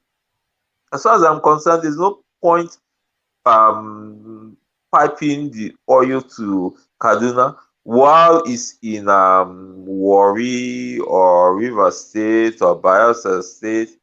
What? Set up a refinery there. Create jobs for the people. But this time around, they prefer sending it up north. What is it? It's a ridiculous. They just don't want to put things in order. That is the thing. That's just it. I don't see why you keeping on. Prof. Yeah. Can I ask you a question? You make a statement which are not true. Can I ask you a question? No problem. You said international bodies, they influence who is our president. Is that true? See, I don't care what you say. They don't come to Nigeria and vote. So see, how did they influence our president? Now, let me give you an example. Let me give you an example. You all know how Buhari came into power. It was Obama. They made sure Obama on media, global media said they should vote for him. You are all aware the influence of the Secretary of State, Kelly. Kelly came to Nigeria, campaigned for Buhari, came, he didn't meet Jonathan, went straight, met the Sultan of Sokoto. Are you aware of that? made the Sultan of Sokoto, they made Buhari. Clearly, that's why I keep saying, you see that Democratic Party, the harm they did to Nigeria. If I'm a God, I won't forgive those people. The problem why we are in this state is that Democratic Party. I don't care what anybody. Kelly, Secretary of State, came, met the Sultan of Sokoto, the Caliphate. He knows that the scepter of power is there. He met Buhari. Was campaigning with Buhari in that ugly, shabby manner, saying this is who we should vote. Vote the general. They knew he would do nothing, my brother. So it's part of it. No matter, when I look at it, it's part of it. But I keep saying it. We should tell ourselves the truth, because I still believe, even though you have forces, if you do your own part, you'll be able to make a change. We all know what happened to Ngige when he was a governor. He was kidnapped. The people that kidnapped made it clear it's powers from above that kidnapped him. But the man, when he was miraculously saved, he came out. He did his best to rule. If it wasn't because he rigged that election, maybe he could have been in power. That's why Ngige was kicked out. You understand? So even though there still exists some level of powers of above, but I still believe in one thing: you yourself should do your best. Do your best to see how you put things in place. Why I am not happy with this regime of Buhari. Things go down. He made promises: electricity, jobs. I'll pay, is that graduates or youth, 5,000. Where are they? Nothing. And for everybody and for nobody, babash. Things are worsening every day. Okay, they kill people in SARS process. The so-called Minister of Information is still saying nobody is killed. All this is going on, on and on. The agitation, all this is started during his regime. They were there, but they increased because of how he has handled the affairs of this country. That entity now Rock. So, I think I've answered your question. I may not have all the information, but I know strongly that's how it is. You understand? So, if I still believe, even though there's some level of influence, but yourself in that position, even I don't know if you watched the video where Jonathan also said it, that there was a lot of international influence in that election. He said it, which he knows.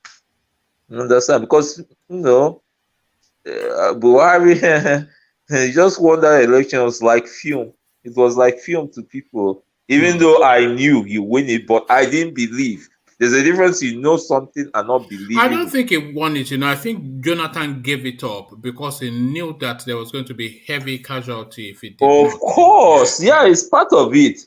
It's part of it, but like there's something someone told me I don't forget. The person told me if he were Jonathan, that before that election, that you see that INEC chairman, he's going to remove him and put his person.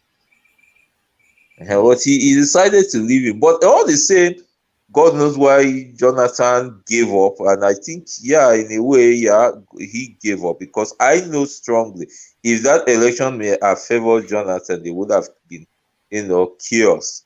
The chaos is a kind of, I'll call it selfish chaos, because, why I call it selfish chaos, it's not that they merit to have won. There's a difference. Someone merits to have won, and there's chaos. Then someone that doesn't merit to have won. Yeah, I agree with you, Prof. I completely agree. If just like you said, if Jonathan should have changed the INEC chairman, I'm telling you, things will be sorted. He will be definitely back to power. Look, INEC, they have their own terms and conditions. They said is 5 years, you serve only 2 terms, which is 2.5.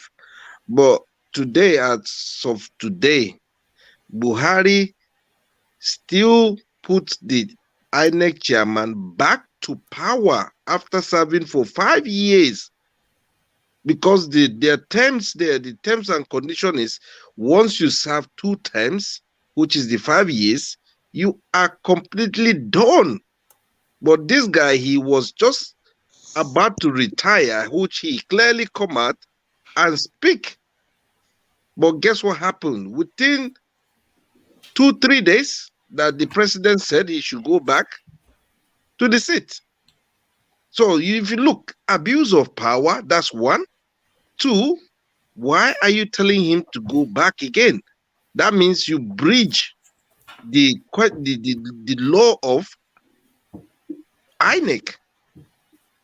So that's to tell you that the country himself is all about godfatherism.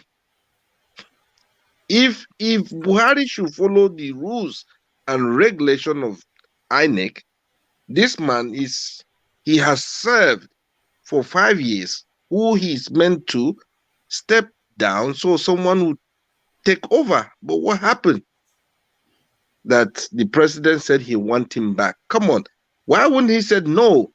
What he should have said no, because this is... But if his tenure has expired, it's not in Buhari's gift to have him back. Exactly, but this is what is happening. Buhari put him back again. That's to tell you that it's time to suck the money out of that country. They will suck it. That means that's what they're doing now. That means INEC now, they anything regarding their rules and regulation is tarnished.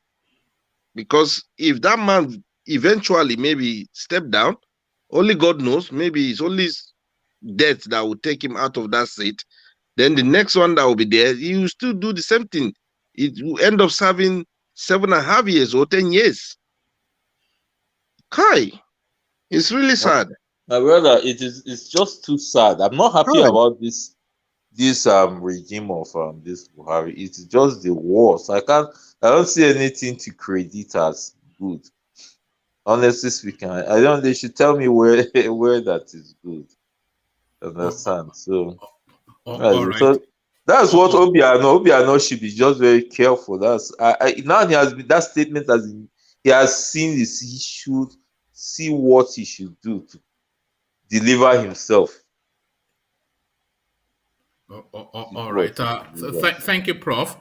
So, Prof, we seek to round it off there. That's a good spot to round it off. So we start to sweep up our closing remarks. We start from Thomas and we land on our engineer.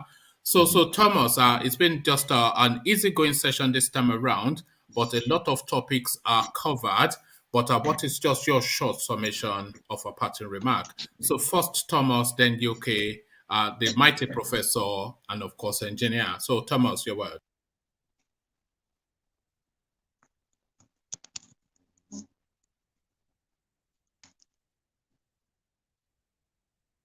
Okay, we don't appear to have Thomas. So from Thomas, we go to UK. Thank you, Thomas, though. So to you, UK. Yeah, I want to say thank you, one man, for this platform. I know with this platform, a lot of minds will change, because people might think we are just coming here to play. But this every day we gather here and talk about Nigeria. Yeah, it's creating a bigger effect, which people might undermine.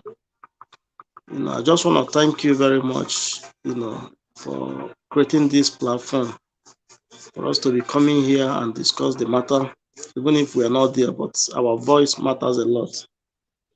So I want everyone, if you have not subscribed, try to subscribe, share and like, I just one thing I want to say about the country, if the people feel that they can give citizens what they want now, they should give it so that other new people will come, do their work, because citizens elect you for you to come and serve, not to come and steal. You know, that's the reason why they elect you. You are coming there to serve the people and serve the nation. That's why you come out to vie for governorship, presidents, or whatever thing you vie for. You know, so it is a pity that things are not, looking good. So we don't know what the future holds for everyone in that country. You know, but all I say is that everything is in God's hands. You know, I think this one is beyond we human beings. So everything should be in God's hands. So it's only God that can change. He is the one that creates, and He is the one that will destroy. You know, so we are just looking on to God. That's all I want to say. Everyone should have a good night.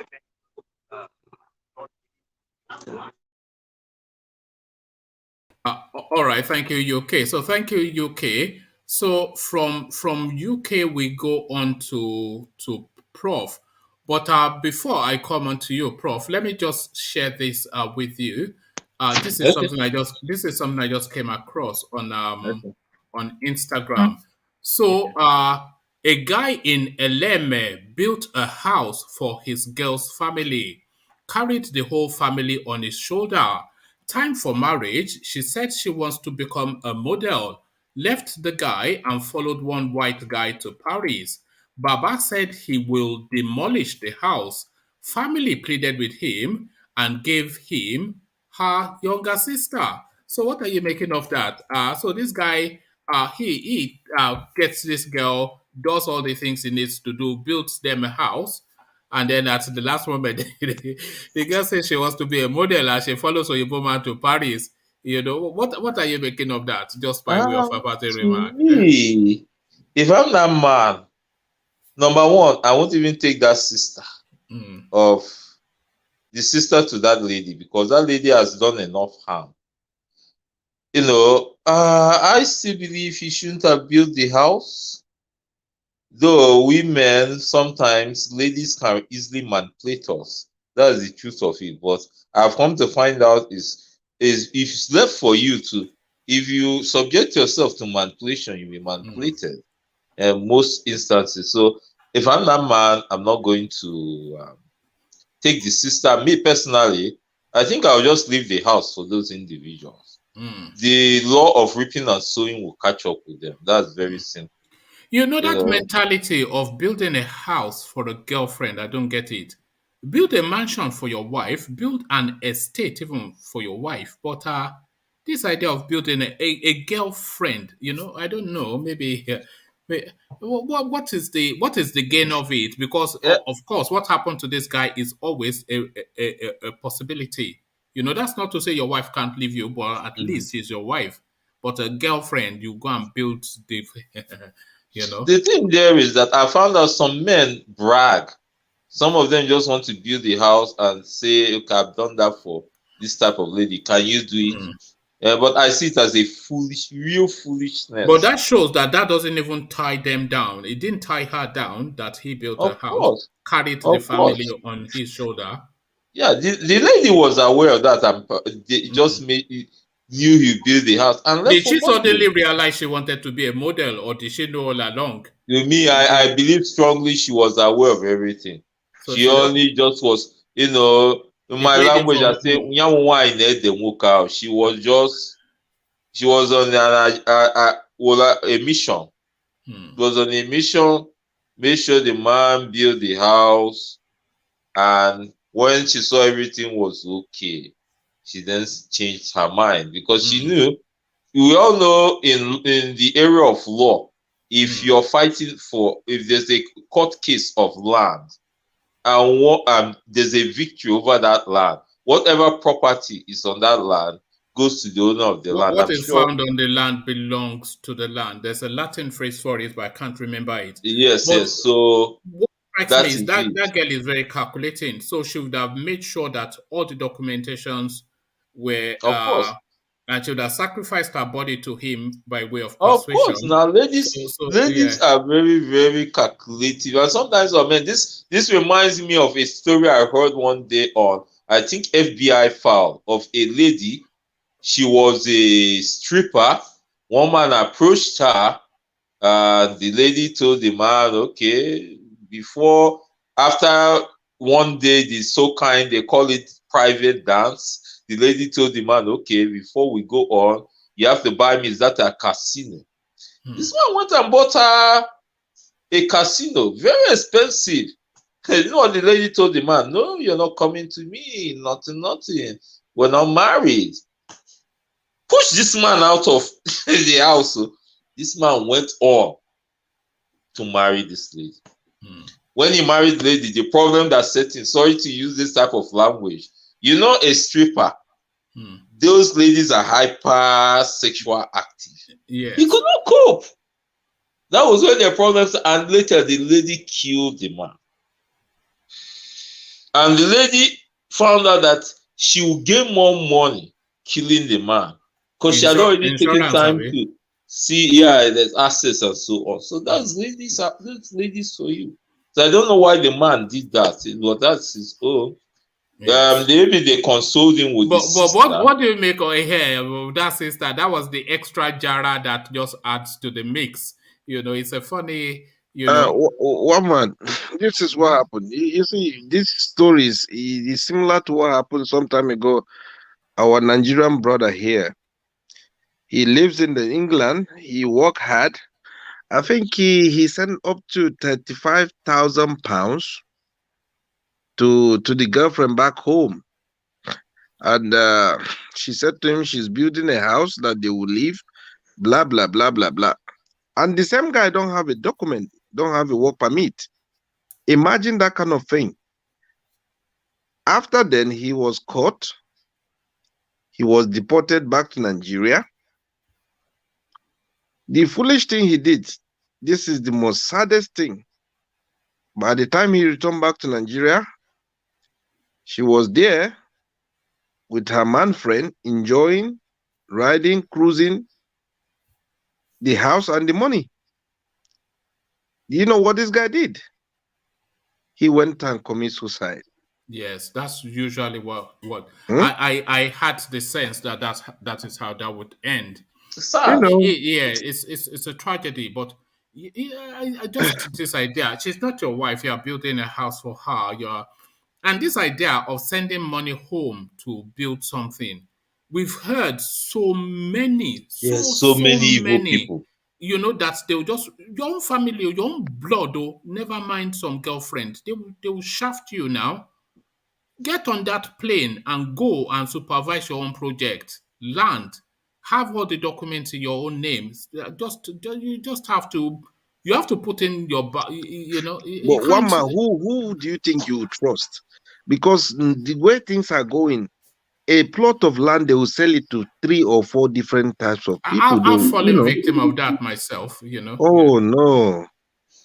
It's not easy getting someone you trust. Like my own case, I'm very lucky we got someone we trusted. The guy is a Christian. I don't know this guy from Adam, but someone introduced him to my wife, and the guy has done great. Wow. The person that was doing it initially was our relative. And there was an estimation he made one day. My wife said, no, this is too much. My wife told 2 people, they said, no, it's too much. From there, we got in contact with this guy, and that is just it. So you see, the kindest thing that they will do to you is to use you to build their own house alongside yours. You know? Yeah, some people, that's how they do. In most instances, they will rip you off completely. But the honest ones, they will just use you. So they will quote you maybe 20 bags of cement for 10 bags of cement. So you will pay for the 20. Yes, they will use the 10 to build your own thing, but they will use, they will, just know that you are building 2 houses where you are sending that money home. That's just the thing.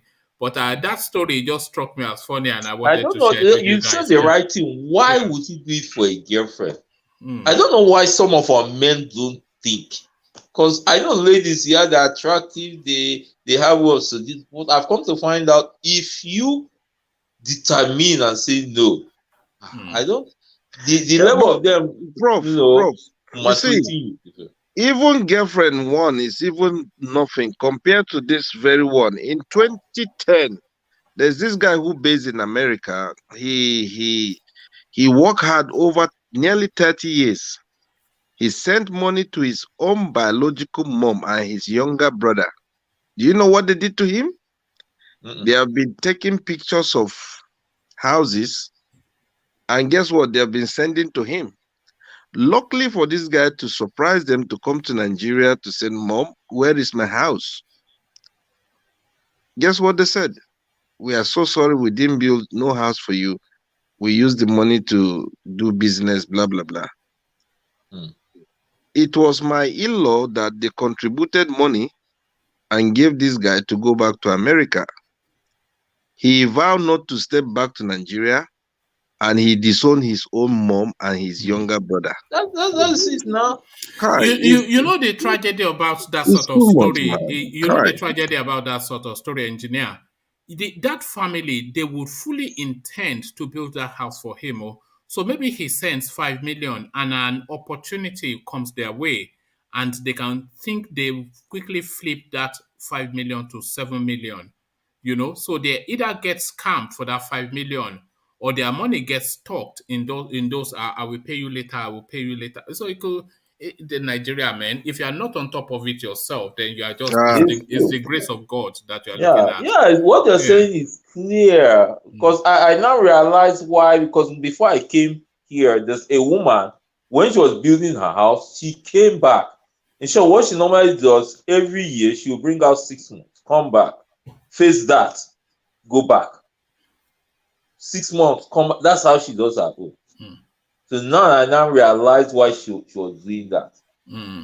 It's better to put in that pain or whatever it is, you know, because that way you're assured. Exactly. But thank you, gentlemen. We'll reconvene again. So thank you, Prof. So we'll leave the final word now to engineer, or should I call you Jedi Master? So Jedi Master, the last word. Oh, thank you, one man, and thank you, people. Thank you for coming to this platform. And I always say something about the platform is the platform unites every Nigerian in every part of the world. Because with this platform, I must be honest, it's a platform where we have to know each other and we have to welcome each other. We all see what is happening in our lovely country, Nigeria, and it's something that we all need to sit down and think about it. People in Nigeria, they believe in this platform. They're watching it. We're speaking their mind. Because people in Nigeria, they're still scared to come online because they will track them down. But this platform is like helping and is building things back home. People are having hope. They're having, that little bit believe that things will go on well. And for the platform owner, which is one man, you have done well. I must be honest to you, you have done well for uniting Nigerians from every part of the world. Sometimes we see people from Australia, from Canada, to the stage we see people from India, So it's something that we have to give you credit for that, one man. Well done for doing that. And also what we need to understand is let's just keep speaking the mind of people back home. When it comes to our own leaders, our own politicians, we all know that they failed. But our prayer is the next coming in president, what can he deliver? Because we are sick and tired of, we'll give light, we'll give road, we'll give water. When will this take place? Those are the questions that we need to be asking these people. And it's something that everybody needs to be wise now, because Nigeria, again, is not a safe place to be. A lot of atrocity going on in that country. The level of the killing is beyond repair right now. And for the continuous leaders that they're in seat, we pray all of you will resign But the good thing is, one day you come out and give account of what you have been doing over 8 years in power. So those are the things that we need to start focusing. And for our own lovely brothers and sisters, may God help us and guide us and put us through. And once again, one man, thank you. And God bless you. Keep the good work. We'll be supporting you, and the channel is meant for everybody. Oh, all right. Thank you, engineer. Sorry about that. I was clicking on something and I clicked on that. But thank you, engineer. Good to see you well and back to form. Engineer, ladies and gentlemen. So that was engineer rounding it off for us. The Jedi Master, he has come as today. So I'll leave it here. I can't think of a Star Wars metaphor. I was looking for one. But I'll leave it here. Carry conversation on within the comment section. But here, I say, peace.